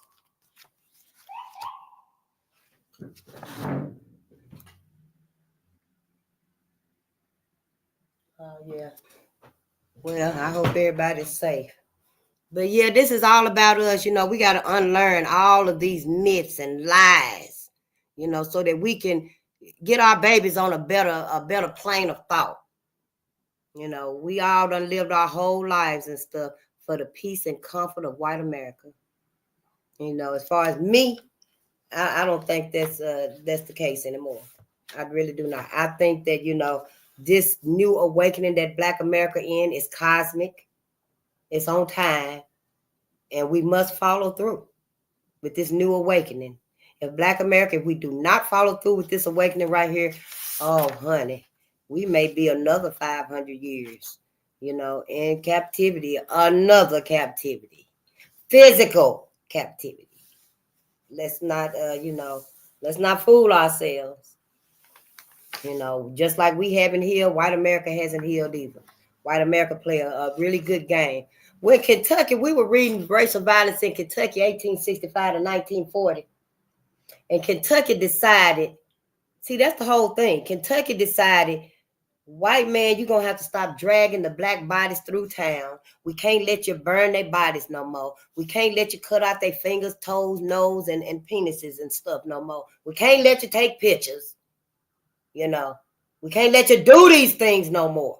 We want Kentucky to be beautiful. We want people to love Kentucky and come and move to Kentucky and raise your families and, and get your education, build your businesses, build Kentucky up. And that's what Kentucky decided to do.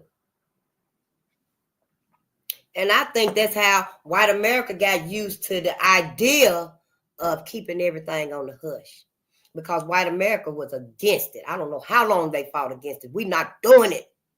We will desecrate this body however we want to, and y'all can't say nothing. They probably went back for some months, a little over a year. And then white America just decided, yeah, they right. We do need to build our city up. Other cities and stuff, I guess they were building up. Maybe Kentucky was the first state that decided we're going to do this. Maybe the other states decided, we're going to start building our state up so people can move here. And that was just the book we were reading. We got a whole lot of other reading. So Kentucky, for whatever reason, Kentucky said we're going to clean our state up. We want people to come here and move here and feel safe. We want them to bring their business and their families. And, we're going to grow into a really reputable state. And white America, they finally said, okay, but if a Black man or Black woman too, because it was all Black women that was lynched too, and we'll get into those. We try to say that stuff for Midnight with the Ancestors. That's deep. But white America said, okay, but you got to convict any Black criminal immediately. You can't give them a trial or nothing. The only way we're going to do this is you're going to have to immediately convict them, hang them in public so we can see. And, the state finally said, okay, we'll do it like that. All right, white America, we'll do it like that. So Black men, even if they wasn't even guilty, they didn't get a chance to have a trial because white America said, you know what you said you were going to do. You got to convict them right now. You got to hang them now. That was the conviction, death by hanging. So, and once, Kentucky said, okay, we'll do it like that, then that's what had to happen. Kentucky did it like that. Then after some decades, I guess, chronological order thing, here. Then after some decades and stuff, Kentucky was like, we can't be hanging, Black folks in the town square no more. We can't be hanging them in front of the courthouse no more now. White America, we can't do it. So white America was mad. White America started going to get the bodies out of jail.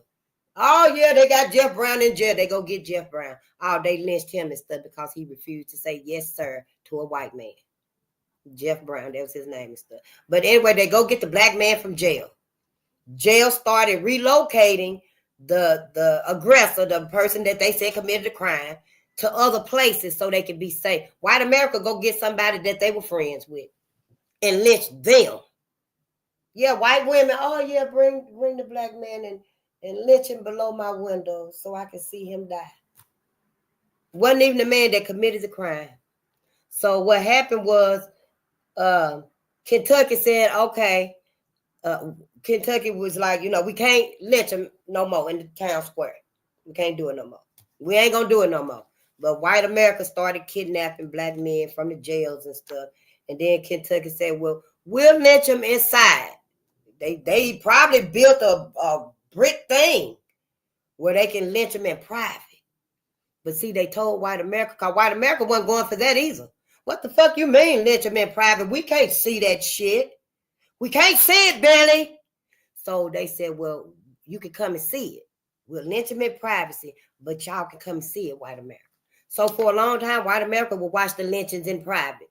Oh, they charged the money for a ticket. You had to pay the ticket to go see it.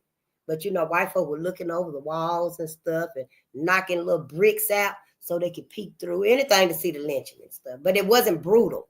It wasn't brutal and savage like they were used to doing. Like they were used to doing. They were acclimated. See, when we start reading and stuff, we get our language just get a little fancy and stuff like that. And yeah, they were used to doing it like this right here, you know. So they just said, all right, well, what we can do at this point right here, for everything, you know, for all of the acts we able to do that we can't do now, we're gonna have to put programs in place so we can to release that rage that they feel for black people. What we gonna call that? If it's something else, then I find out what it is and try to make amends to it, you know, and adapt, call it what it's supposed to be and stuff. But white America's like, yeah, so we got to get them in the medical field. We got to get them in the educational field. We got to get them in military, the workplace, you know, all of these different factions that Neely Fuller said white supremacy and racism controls. Because, you know, he said, and it printed off. It didn't print off my whole thing, but it printed off some of it. If you do not understand white supremacy, racism, and how it works, everything else that you think you understand is going to only confuse you. That's what he said. And I printed it off in a picture, but I don't know if it was on purpose, if they printed off half of it or what, but that was all right because I already knew what he was saying. So I took it and put it in the picture frame anyway. But every aspect of life is controlled by white supremacy. So see, all of that may have had to suffice for the brutality, the savagery of actually getting that black body and desecrating it, cutting it up and burning it and biting it. Just doing whatever you can do to it, you know. And then they riddled the bodies with bullets after they done did all of that and throw it on the fire and burn it and lower it up and lower it down and turning it. Black bodies. It happened. It's in the books. I didn't know either, but we just learning. We learning, we critiquing. What this say right here? We learning, we critiquing. No, here it is right here. Shoot. It say we can do this for criticism, comment, news reporting, teaching, scholarship, research. That's what we doing. That's what we're doing. And that's all we doing. We ain't doing no vengeful planning or nothing like that. We trying to wake up and save our children. That's what we doing. We ain't even trying to put white America to sleep. We ain't really concerned with white America. We hope white America do for themselves. You know, we hope white America do for themselves, and you know, and they are able to enjoy the freedoms of cosmic energy, you know, and be free to go in the sun, and they able to heal their mentality. Because I don't know where it came from. I don't know how they got to thinking like this. How did they get to thinking about the slavery and stuff? We're going to get into the Mayflower and Christopher Columbus's his voyages and all of that stuff. But do that mean take on a mentality that is so vicious, so anti-life?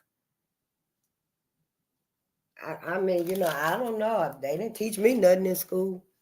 So, yeah, we finna teach each other right here. I'm finna teach me right here. And y'all, if y'all got some lessons, hey, I'm willing to learn that too. I mean, we just got to do it. Where we going to draw the line at? Where we going to draw the line at? I'm not sorry that I started in the era of slavery, but I'm the last one at the fight. I couldn't get on here and take us back to the destruction of civilization or even before then. Because we're in crucial times now. I already done admitted I'm the last one here. I done been the whole way around just to get here. So, yeah, I had to start where I started at. You start at the destruction of black civilization. Then when we come over there, see, we'll be able to know it was that. We'll be able to put it all together. But see, y'all got to get y'all channel too. That's what they were saying on YouTube and stuff. If you 40 and 50 years old and you ain't got your YouTube channel, if you ain't teaching and talking to your people yet, and I was looking around like, who? I know I'm coming back to the fight. I know I'm coming back to the fight, but I wasn't nobody back there. So I was like, yeah, they talking to me. So I just went on and did it. I went on and did it and did my first live. I didn't wait for none of y'all. I did it so fast and was gone so fast. It was like that. Yeah. And you know, someone that I love was like, yeah, you got to be consistent. You got to be consistent. Try to be consistent. I'll be a little late still. Because see, all of this is new for us. All of this is new for us. Even giving ourselves permission to do this. It's new for us. We never gave ourselves permission to be free, to study about us, learn about us. Even those of us with financial freedom, they seem like they can't study and learn about us. Why not? You financially free. You ain't got to worry about, oh, damn, they're going to fire me from my job. Shit. They're going to cut my lights off. Oh, shit, you know, this and this. You financially free. You can have some freedoms to do for your people. You know, people on another level might be like, oh, shit, there go the job. And at that point, we just got to be like, well, fuck that job. Hell, I braid her real good. Shit, I cook the best fried chicken your ass ever had. You need me to keep them kids? I got a great daycare. But you better know, when them babies come home and stuff and they tell you, oh, Joseph Cinque, Bill, he found in Chicago. You better not tell that baby, set your ass down. We ain't in Chicago. No, you set your ass down. And you listen to the baby.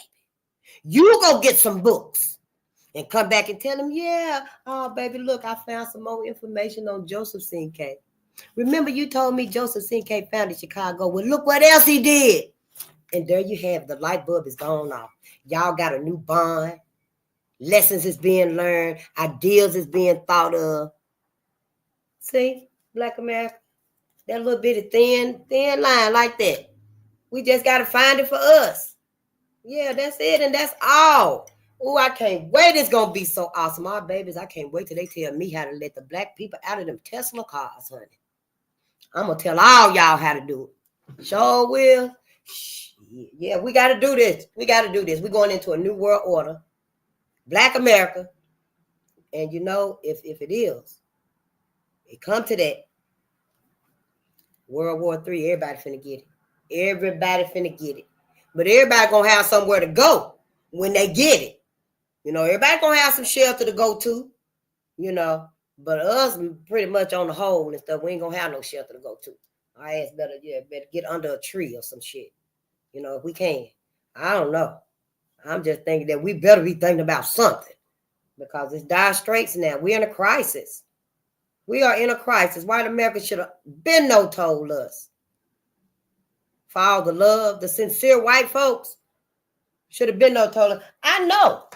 I already know. John Brown. He wished right now in heaven. He in heaven. Fighting his folks in heaven.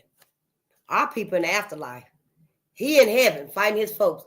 William Joseph Simmons, that seen the Klansmen running, they were riding on their horses across heaven in the Ku Klux Klan outfit. He said they had on their robes.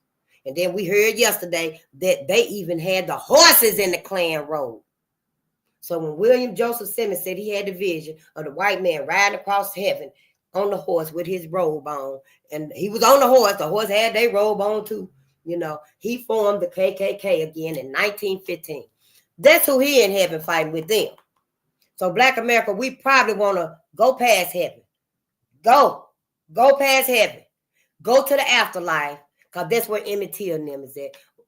It's wrong of us to keep us trapped on earth, right here under white America. Won't let us up. But in death too, after this life, because it ain't death really. They still alive, they just not here. But after here to keep them trapped again. Because y'all know y'all say heaven is forever and ever and ever. Forever and ever. You're going to trap Emmett Till with Carolyn Bryant, her husband, and her brother or her brother-in-law, whoever the man's was. You're going to keep our ancestors with the ones that enslaved them, burned them. So they really with the same people in heaven. Behind the pearly white gates. Because y'all, you know about the pearly white gates. And who's supposed to be standing at the pearly white gates? Is it God or Jesus? Because I don't know. It's one of them. So who behind the gates then? Just hear me out because I'm finna go anyway. But who behind the gates? No, we just talk. I really want to know who lying. Who is lying about heaven? Well, I'm just asking. I'm just asking on behalf of Black people because I ain't going there anyway. I'm going to the afterlife. I am going to the afterlife. I just want to know who lying about heaven. If you y'all in heaven are people that's done past our ancestors, y'all say and know, and that's how we speak of it. Everybody in heaven. And they in heaven, then who doing what? Who behind the pearly white gates? He already done said that white men was on the horses, so we know they ain't behind the gates. See the whole thing. None of it makes sense. Not to me. Oh, the Bible did say everybody's whole, new, ain't no pain, ain't no hunger. But why is he on horses? Why he say they on horses? This was in 1915 when he did this. It's in this book right here. This was in 1915, and he said him and 15 of his brethren, white men, they went up to Stone Mountain on Thanksgiving Day while we celebrating Thanksgiving, Christmas, Halloween, all these holidays. These holidays are significant to when, these atrocities was put in place and stuff. But he said that's what they did. And, I just want to know. Not that I'm going to follow none of y'all. Because, I got my own mind. I think for myself. I knew when somebody didn't want me to study about Black people, learn about what happened to Black people, that I got to study about Black people. I must learn what happened to Black people. But that's what he said. He said he formed the group in response to a spiritual vision. Spiritual. What's spiritual about Klansmen riding their horse in heaven? See, they done lied. They done tricked all of y'all. But he said he formed a group in response to a spiritual vision of robed horsemen galloping in the sky. Oh, they must have been coming from somewhere else. It must have been a long field because they were galloping. The horse wasn't just slowly prancing. They was galloping like in a run. Were they chasing somebody? This is what he said in the book right here. They didn't think we were going to read it, so I don't think they lying. We know the Klan existed. So I'm just asking. But anyway, they were galloping in the sky, and then he saw a vision of the map of the United States. So is it only Black Americans in heaven behind the gate? Oh, we're going to have to read up some more on him. And maybe he'll tell us some more about his vision. But from this right here, I want to know. Did y'all know? Well, I think you got some, decisions to make. Who you gonna spend the 12th of never with? But I know I ain't gonna spend it with them, so no, I ain't going to heaven. To the 12th of never, Emmett Till will never have peace. And when you think about it, these clouds down here, from down here, they look like clouds. But the way this man talking is cotton up there. So history, I don't think they picking cotton up there. See, this whole thing, y'all, we got to read. We got to think about it. We got to look at this through our view, our perception. Instead of, white folk perception. That's who looking at it here. That's who he was. But what happened was Simmons established his KKK shortly after seeing Birth of a Nation. We're going to watch it. And he heard on the news of the notorious lynching of Leo Frank outside of Atlanta. That's another lesson. These are all lessons we can learn for our intelligence. So we can know, because we don't have any knowledge of what we need to know. We come out of them big ass schools, them big huge ass caves, knowing everything about the white man, glorifying his ass, and know a little bit about Black America, just a little bit. Just a little bit. I don't know. I think when we finally integrated and we was able to go to school and stuff, and while they were taunting little Ruby Bridges, white folks, while they were taunting little Ruby Bridges, didn't want that little girl to go to school. She wasn't but 6. They were taking books like this and sending them on the back shelf. See, this is what we read now, but once we integrate, these right here are going to become special classifications, like special classes, advanced classes and stuff like that. Maybe a little different, but you get what I'm saying. But he said, after watching Birth of a Nation and hearing about the notorious lynching of Leo Frank outside of Atlanta, he had that spiritual vision. I guess he got drunk and went to sleep. He went to sleep. He had the spiritual vision. And that's when he formed the KKK. So on Thanksgiving night in 1915, Thanksgiving night, Black people were free. 1915, we were physically free, eating some turkey. But him and his 15 friends hiked up the huge granite outcrop of Stone Mountain, east of the city, and held a ceremony Simmons had contrived. Now, he was always on some flowery shit. Let me tell y'all what his ass said that we did figure out. Big brains are working. But I want to go back a minute here and say Birth of a Nation that we're going to watch. That's actually, you know how we come out with our music and it's part 1, part 2, then the remix.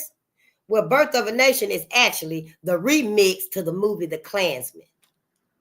Yeah, the movie The Klansman. I started watching Birth of a Nation some years ago. It's a silent movie. It's black and white.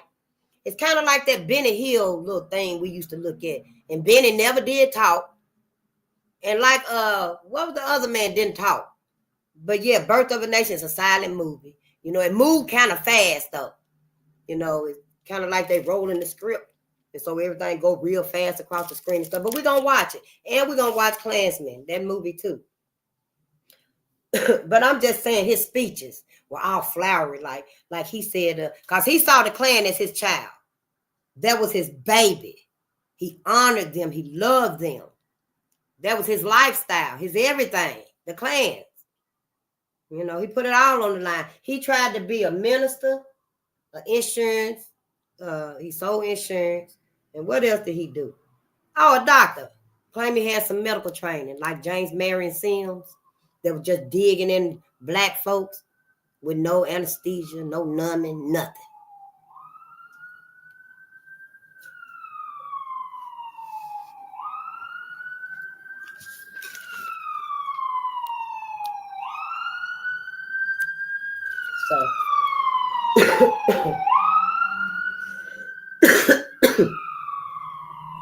So he said, this is how he described himself. He described himself as somebody who who traversed the realm of the unknown, rested, not wrestled, rested, W-R-E-S-T-E-D, wrested the solemn secret from the grasp of night, and became the sovereign emperor master of the great lost mystery. And I've been thinking about this for a few days, y'all. What the hell is this man talking about? So I kind of broke it down word for word for word. Traverse means to go back and forth. You're running back and forth. Running back and forth. You don't want to sit down. You're just going back and forth. So he said, he described himself as someone who traversed the realm of the unknown. The realm of the unknown seemed to me like the cosmos. Because we don't know what's up there. The cosmos. We don't know what's up there. So he running back and forth across the cosmos. Then I thought about it. I see the cosmos as the Black woman. It's giving birth. The cosmos is birthing stars, planets, rainbows. It's birthing black holes. It's always birthing in the cosmos. Meteors and storms, everything is just bursting with birth. So, I see the Black woman as the cosmos, because the Black woman, You know, her body is giving birth. All women's bodies giving birth, but the black woman's body is black. The black woman's womb is triply black. I didn't know that either. I still got to do some research on that because that is kind of like fascinating to me. You know, so that's why I know y'all got to get y'all channels and stuff, because now everything is interesting. Everything has interest, you know, for me, you know. And so the black woman, he talking about the black woman's body. How he ran it up and down and stuff. You know, KKK, that's what they do. They rape black women. They take their bodies, do whatever they want to do with it, then discard it and kick it, send it on its way, and probably take another one. That was the Klansman. That we know how it was. So it ain't hard to figure out what he's talking about when we know what he's talking about. Then when he said wrested the solemn secret from the grasp of night, the black woman didn't want to give it up. She didn't want his ass on her. Black women did not want them white men on top of them, sleeping with them. They tried to get away. They tried to escape. They tried to say no. But a black woman, or the black man too, hell, they were raping them too. So, you know, when he said he wrested the solemn secret from the grasp of night, he like, you know, had to jerk it from her, pry her open, and dig in her. That's what he meant. He wrested the solemn secret. See? It's the wording of it. Then he said he became the sovereign emperor master of the great lost mystery. Because the black woman is a mystery. What Dr. Frances Cress Welsing said that a white man told her, or maybe she was saying that it was known that, you know, white men felt this way. We'll have to watch some of her videos too.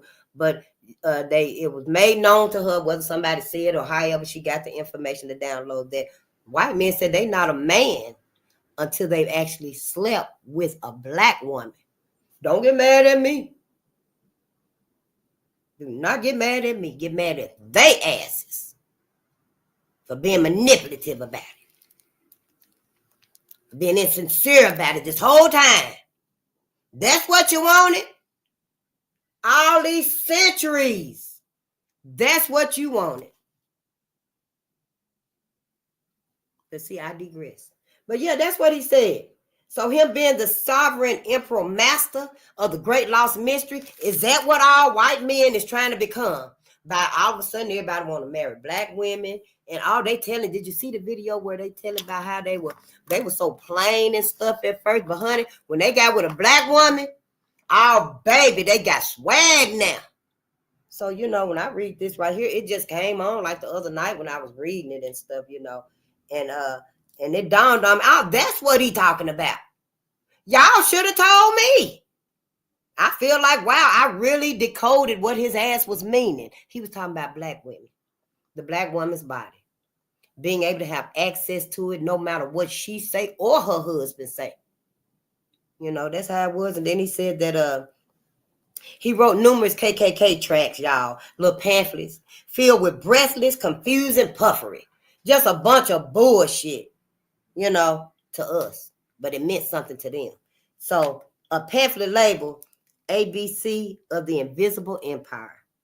It declared the Klan's goals were to shield the sanctity of the home and the chastity of womanhood, to maintain white supremacy, to teach and faithfully inculcate a high spiritual philosophy through an exalted ritualism, and by practical devotedness to conserve, protect, and maintain the distinctive institution rights, privileges, principles, and ideals of a pure Americanism.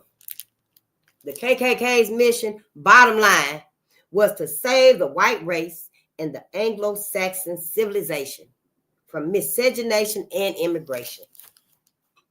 Yep, so this whole thing right here is really illusion. It's really an illusion. And it's like, what, 98% complete, because everybody believe in the illusion. Everybody believe in the illusion. Yeah. Everybody believe in it. So, yeah, white America done pretty much, swayed everybody, the way that they wanted to sway everybody so they could sway us.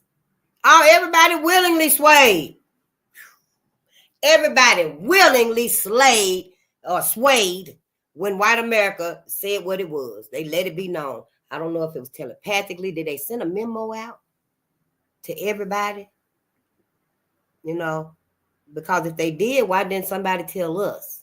Why ain't nobody ever been sincere with us and just said, hey, look, white America, black America.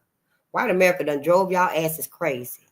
Your sanity is on the brink of, being insane. You got to get away. And we're going to help you out. There was Africa. We had a gift from Africa. $1 million for black America to help us economically, to look out for each other and start building and to give us a little something to work with. But hell, the United States said, hell no. United States came through like the slave master. Leave him alone. Get away from him. Don't give him nothing. Get out of this. Get away from him. Stop. Leave him alone. Or I'm going to whip your ass too. So we didn't get it. We ain't never got a gift from nobody. We ain't never got a kind word from nobody what we need to do. Everybody just blaming us. Well, you won't come together. You ain't going to never come together because you got away from God. You ain't going to never come together because you're ignorant. You quit school. You stay in the streets all the time. You listen to the music all the time. That old mumble rap trap music. When all everybody needs to do is say, we ain't going to never come together because of this. Because of all the torture, the trauma. The trauma. Dr. George DeGrasse said it was 255 years of slavery. It was a lot of years. I might be misquoting the numbers, but you get what I'm saying. Put the damn correct numbers in the chat then. They were like 155 years. Now on that paper I had, it was like 246 years of slavery, 155 years of Jim Crow. Then it had all the other stuff, that they did and stuff that we went through to get to this point right here. No wonder we losing our sanity, black America. No wonder we refuse to look and help and lift outside of our little small comfort zone, our little community, even our little, area right here. But to build up as a whole, black America, we just won't tell each other why we won't do it, but we scared as fuck to build again. Can you imagine? We so proud of our family done bought that land and done built them tiny homes, a tiny home community. We so proud of us for taking the first step. So proud of us for taking the first step. Because we know, black America, we know, honey, once we start adding 2 stories to them tiny houses and start embellishing them and making them more, like us, we are very creative, organic people. They want us to have a little tiny house. They'll be satisfied with that. We can be content with it. We can work with it. We can work with a whole lot we already have. We've overcome so much with just a little bit. That we got out the mud. But when we start building 2 stories on top of them little houses, oh shit, white America finna snap. White America is on the brink of it too. This awakening is not man-made. We didn't make it happen. White America didn't make it happen. The cosmos made it happen. The cosmos been watching everything. I think y'all call it God. Some of us call it Yahweh, Yahushua. Me, I don't even put it in a box no more. I don't even put, it's just cosmic energy to me. It's so big and expansive and forever. I don't know when it came up there, when it was. I don't know when cosmic energy came to be. And I don't know when it's going to came to not be, when it's going to end. So I don't even put it in a box. No, I don't call it God, Yahweh, nothing. It's just cosmic energy. And cosmic energy is the one that caused this new awakening. They caused this new awakening. White America might have initiated with all the trauma they done did to us. See, because we are from the cosmos, but we so traumatized, we can't do nothing to lift us up. We can't even, the pets of the world, the gigantic, beautiful pets like in Africa and stuff, the sea, the marine life too. They all waiting on us to wake up because see, white America done tortured them and extincted them, So everybody's waiting. And cosmic energy it activated. Cosmic energy activated on our behalf because we can't do it ourselves. We can't do it ourselves. These folks done messed our mind up. We can't even think, beyond, that threshold. We can think up to that threshold, but past that threshold, phase. We'll have to go back and run. Let's go back again and run. We can't just get past that threshold right there. That's because we ain't giving no focus, no attention like we need to ourselves. And we see our people out here really trying to get up. They really trying to lift that table up that's on Black America. And I don't know if y'all ass setting cups down on it, your little cauldron, for your incense. I got that right there for my incense and stuff. I don't know, we setting heavy shit on top of it to keep the table sitting down. Somebody done put their whole leg on the table to keep Black America from lifting that table up off of us. Because we got to get up, Black America. We got to get up. If not for us, let's at least get up for our babies. We got to at least get up for them, And I ain't going to keep us no longer and stuff, but I'm on my way out, and I love you all. And yes, you so right, Cookies Cream. Fasting is very spiritually healthy. I'm beginning fasting now. I've been on my journey of trying to cut meat out of my diet for a couple of years. It's very hard because, honey, I love some chicken. I love chicken wings at that. Yeah, but I eventually started with the pork. I cut pork out. I love pork chops too. Pork chops with gravy and mashed potatoes. Oh, oh, my ancestors. I remember the first time I cooked some pork chops. They were so good. I had gravy on them and tomatoes too. Oh, that was so good, honey. But then when I was listening to Malcolm X and I was learning about that pig, and then it dawned on me, what? The pig don't sweat? You mean to tell me the pig is not sweating out his toxins? And at the time, then, I didn't know nothing about fasting. But, something just clicked here. Because I do sweat. So, I'm like, well, I sweat a little bit. I'm getting my toxins out. But hell, he ain't getting his toxins out. But then, I came to learn that I don't detox. I fast. I drink my water. I'm cutting down on foods that are toxic. But I don't just detox. I don't even drink like green tea, like we drink green tea, But once I learned that about the pig, I was like, oh, shit, here, I can't handle my toxins and heels. So it made it a little easier for me. Sometimes, I will, be unloyal to myself, and I eat a little piece of bacon, and then I'll be like that damn pig, But, yeah, I'll do some fasting or something, but we don't fast and take care of ourselves like our ancestors did. To flush all of that bullshit through our bodies. That's why, everything that our ancestors ate a long, long time ago, and they still lived to like they were 95, 104. Because sometimes they fasted, they ate foods and herbs that were able to detox their body, Yeah, but we don't do things like they did things because we lost the connection. We lost the focus. So, it's just all learning. We just got to unlearn everything. It's going to take time. It ain't going to happen overnight. It ain't even going to happen over a year or two. It's going to be a lengthy time because we all old. This channel is not for anyone under 18. So I know we all got some age to us. We've been here a while. It just matters, it matters. It matters. What are you loyal to? Are you loyal to you? You're loyal to your ancestors? You're loyal to your babies, our children, our guardians? You're loyal to this. You're loyal to them. What are we loyal to? We got to make a decision, Black America. Once we make that decision, it'll become easier.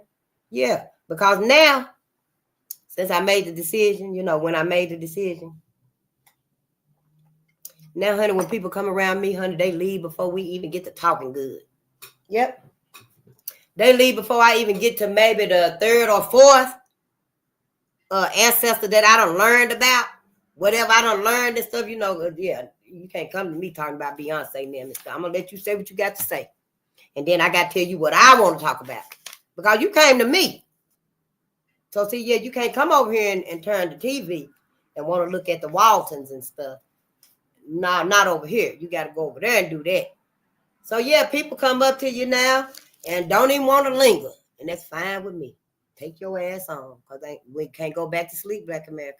We cannot let anyone put us back to sleep. I know we got love and life and legacy and bonds, and we done built and mingled and married. You know, we done built up some huge companies, you know, and stuff, but none of that is really important when we thinking about the end goal, and that is for Black lineage. We must live on, Black America. We must live on. I don't know if it's still escaping our attention that everything is geared towards the extermination of Black people. Yeah, the Black people. But see, it's all on our side.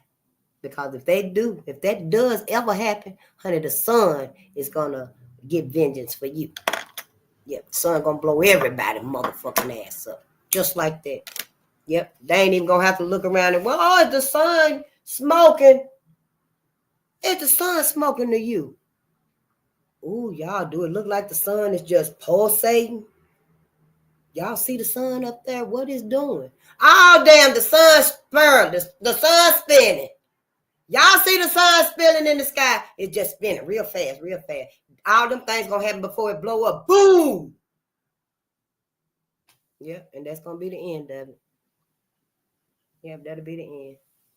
White America done fucked whole life up. Mankind and humanity is no more. So yeah, we need to go ahead and save humanity, y'all. Yeah, just have Black babies. That's all we gotta do. Have Black babies. Teach our Black babies. Remember who we come from. That's it, and that's all. I love you all, and peace and power to the people. Yes. Oh, I love your reading too, Eclipse. Yeah, see, all y'all reading. All y'all reading and telling me. Yeah, so yeah. I love it. Yeah, let's do this. Oh, we got so much to learn and stuff. Oh, look at that. Oh, cookies, cream. You got a whole lot of knowledge too. And that's what we need. Where your channel? Put your channel in there. Y'all put y'all channels in the chat so we can connect with each other and stuff. Ain't no need after this going to turn on no damn Peppa Pig for them babies. Go on and turn on Marvel Collins for them babies. Sit down and watch it with them. If you ain't got no babies at home with you like me, then put on I wanted to read this to us before we leave. If you ain't got no babies at home with you and stuff, then put on another movie. Jane Pittman. Put on Deacons for Collins. Hell, put on Django. Put on something. Shit, they just don't take your ass to white media and put on here Maury or no food show. Talking about, oh, Jerry Springer on here. That show been gone for 30 years now. All of them is reruns. And I can get it if you want to go to Bounce and watch Different World. You know, you might want to look at Rock because you know they're going to take them a few channels away too. Yeah. But let's get back to this right here. We just started this new book. Yep. Our afternoon lessons are about our ancestors, our heroes, our sheroes, our inventors, scientists, engineers, our soldiers and troops, our writers, our many actors, and you know, yeah, we just have so much wealth. It's like every star is in the sky is actually manifested in each of our gifts. You know, it's just awesome.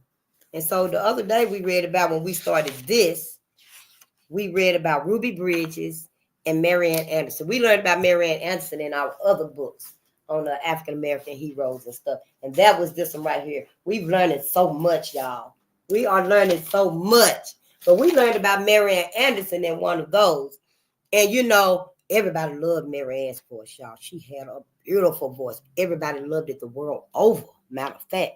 And the daughters of the American Revolution. Everybody loved the white folks, black folks, the Roosevelts and stuff. And but they was she had a chance to perform at the Constitution Hall. But the daughters of the American Revolution, honey, for all they love, no, you cannot perform here. We're not going to let it happen. It's not going to happen. So a lot of folks started withdrawing from the daughters of the American Revolution. Mrs. Roosevelt and some other white prominent people, you know, they just went ahead and left daughters of the American Revolution because y'all asses is wrong for that. You know, we love Marianne. We love her voice. She needs the chance. She should have the chance to sing at the Constitution Hall. So they all, you know, left the daughters of the American Revolution. And Mary Ann sang at the Lincoln Memorial. Now, I don't know how many people the Constitution Hall hold. We'll say 3,500. Say 500 then. Shit, whatever you want to say. But when Mary Ann performed at the Lincoln Memorial, 175,000 people were there. There, physically. Not to mention the ones that was listening to her over the radio, over the TV, you know, however they was getting it and stuff. But yeah, see, so it was all in her good. That was all in her favor. They thought they were doing something. See, it's always like that for Black America. When you keep your focus, what comes through for you is more expanse than anything that would have been withheld from you. You know, and that was Mary Ann Anderson. This is a really good book. It's so colorful. Look at her. It's so colorful, you know. And then there was we read about Althea Gibson too, the famous tennis player. Oh, Althea was wonderful. Made me think about Sabrina. What's her sister name? Venus Williams. You know, they were the tennis stars and stuff. Well, Althea was too before them. Althea Gibson was born August the 25th in 1927 in Silver, South Carolina. And she died September the 28th, 2003 in East Orange, New Jersey. The loser says it may be possible, but it's difficult. The winner says it may be difficult, but it's possible. Althea Gibson was a phenomenal tennis player and professional golfer who broke international barriers. She was the first person of color to win a Grand Slam title at the 1956 French Open and became the first African American to win the Wimbledon tennis tournament in 1957. My mama was 5 years old. Yep. Winning straight sets, 6-3, 6-2 in less than an hour. In less than an hour, y'all. I mean, had they even warmed up yet? And she was winning. It's the cosmos. Althea's Wimbledon performance so impressed Queen Elizabeth II of England that the Queen personally shook her hand, congratulating the champion. She also became the first African American to win the U.S. Open. It was then called the U.S. Nationals, but you know, it's the U.S. Open now. That year, Althea continued to break records in 1958 when she won the U.S. Open and Wimbledon for the second time, y'all. As a child, Althea and her family moved during the Great Migration to Harlem in New York, where she played paddle tennis on the street, just out in the street. You know how we were kids, we used to be out in the road playing ball and jump rope and double dutch. Yeah, she just started in the street. She often skipped school to practice, despite her parents' objections. A local musician, Buddy Walker, spotted Althea's talent and introduced her to tennis at the Harlem River Tennis Club. Later, neighbors helped finance her lessons at the Cosmopolitan Tennis Club. We read about that in the other story too. Yeah, it was her neighbors, her community, her church that funded her. They financed her because her family didn't have the money. Althea's entry to amateur tennis was fraught with prejudice and often compared to Jackie Robinson's acceptance into professional baseball. Imagine if we kept our own baseball teams and stuff. We got a book around here. The baseball, Negro League, Negro Baseball League. Or something. We ain't read it yet, but I seen it. Yep. Under the mentorship and sponsorship of legendary Doc Walter Johnson and Dr. Hubert Eaton, Eaton, Althea received advanced instruction within the Segregated American Tennis Association.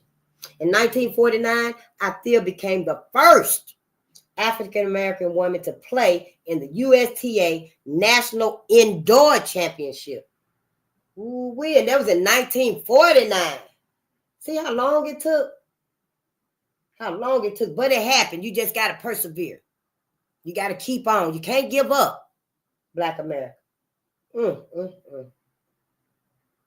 year later, she became the first African-American invited to play in the U.S. Nationals at Forest Hills. Althea continued to break barriers and records during her lifetime by winning 11 Grand Slams. She won 11 Grand Slam tournaments and more than 56 national and international singles and doubles titles. And this was by 1958.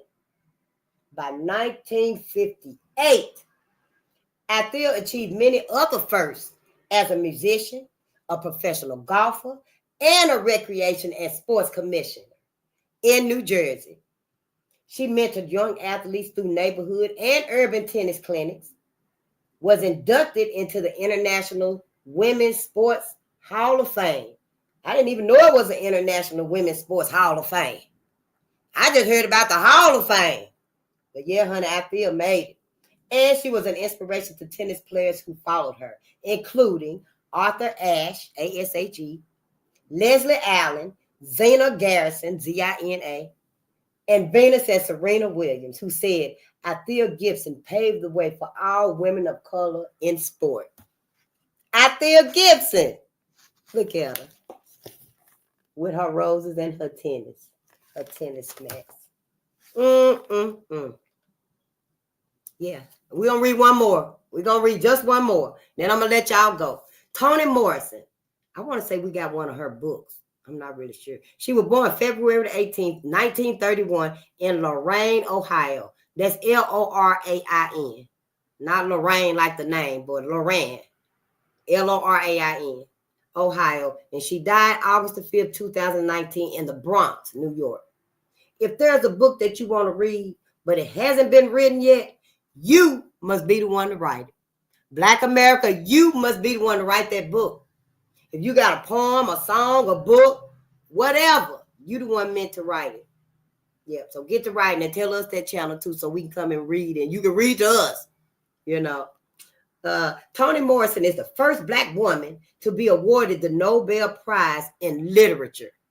Her novels, The Bluest Eye, Song of Solomon, and Beloved, are among her most famous and critically acclaimed works.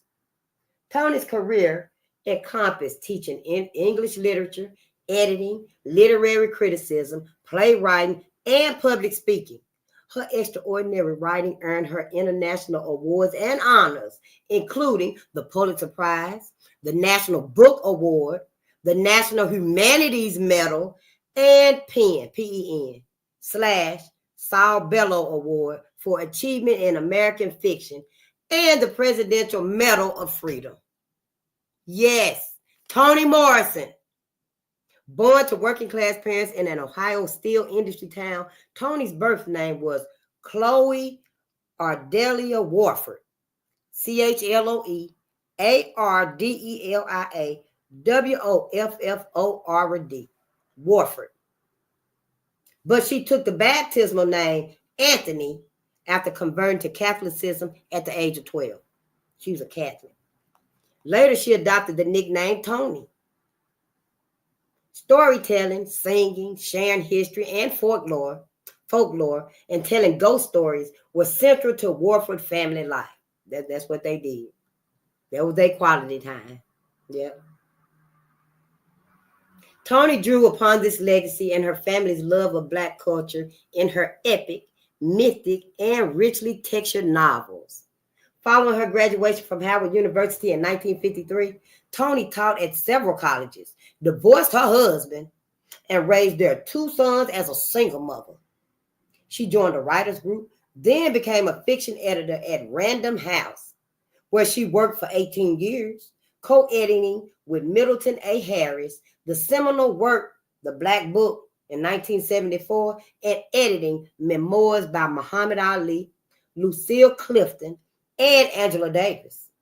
Her first novel, The Bluest Eye, about the ravages of slavery on an African-American family, was published when she was 39 years old. See, it don't matter how old you are. You ain't got to be 21. You ain't got to be 35. You can be 55, 65, 70. You meant to write that book. That's why it's taking so long, because you ain't wrote it. You know I'll read it. You can send me a copy free if you want to. I can send you a few dollars for it and stuff, and then we can read your book. Yeah. I don't mind buying it. I paid my own way. I will pay my own way. Sure will. Beloved, based on the true story of ex-slave Margaret Garner, was published in 1988 and won the Pulitzer Prize. It was an Oprah Winfrey Book Club selection and was later made into a movie starring Oprah and Danny Glover. I think I seen that movie, Beloved, when I was real little. I believe I seen it. I think she killed the babies because white folks was coming to get her babies. And she didn't want them to take her babies and sell them. I think I may have only watched it once if I did watch the whole thing.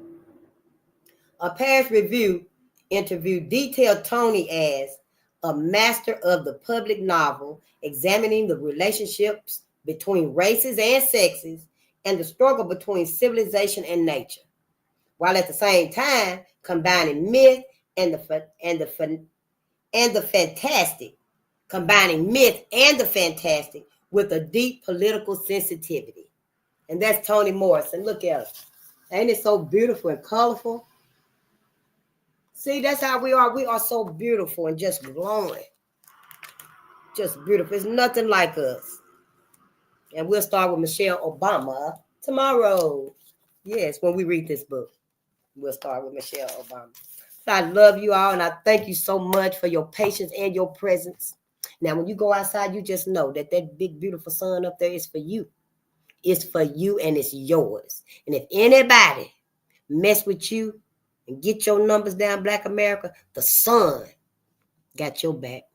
The whole sun gonna blow up. Yep, sure will. That's how much you are loved. That's how much we love Black America. They used to call us children of the sun. What happened? What the hell happened? Now white folks got everybody calling us lazy, dangerous, black brute, black beast, super predator. So yeah, so we got to get back right for us. Yeah, we do.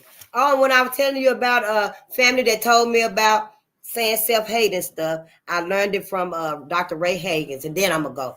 And I think he the one that coined dedicated ignorance.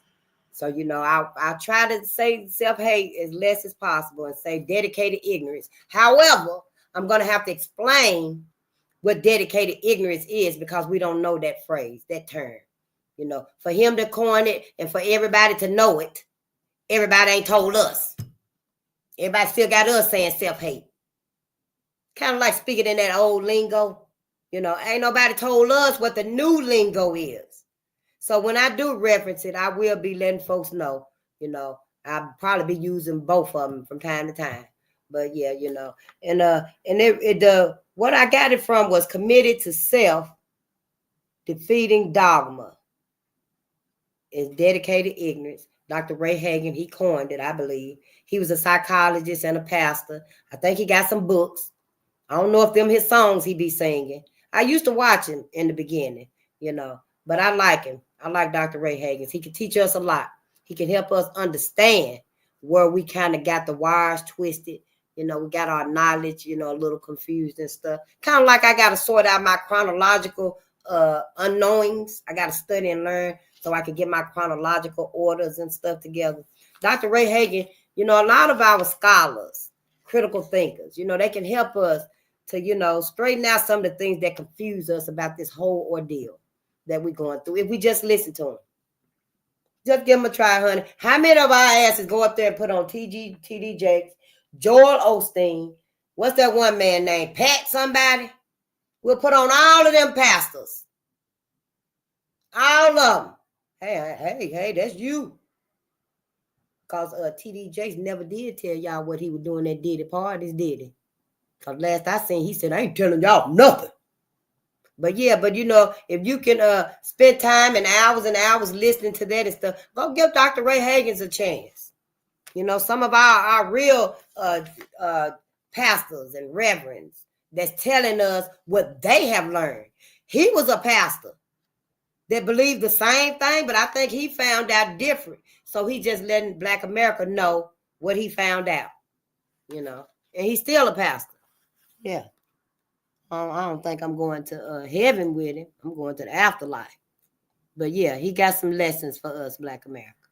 Everybody do. But I love y'all, and I really, appreciate all of y'all. And I don't want y'all to think that I just got y'all here for nothing. Because, you know, if it really ain't resonating, I wish you leave. Take your ass on. Go somewhere else. You know, I don't want to waste nobody's time. Nobody. Not mine, not yours. You supposed to be where you need to be. You ain't supposed to be just sitting somewhere. Oh, this the fight. Come on, we're going over here to the fight. You ain't supposed to be at the fight, watching the fight, picking up a rock because you going to throw it in there too. I'm going to kick her ass too. You ain't supposed to be there.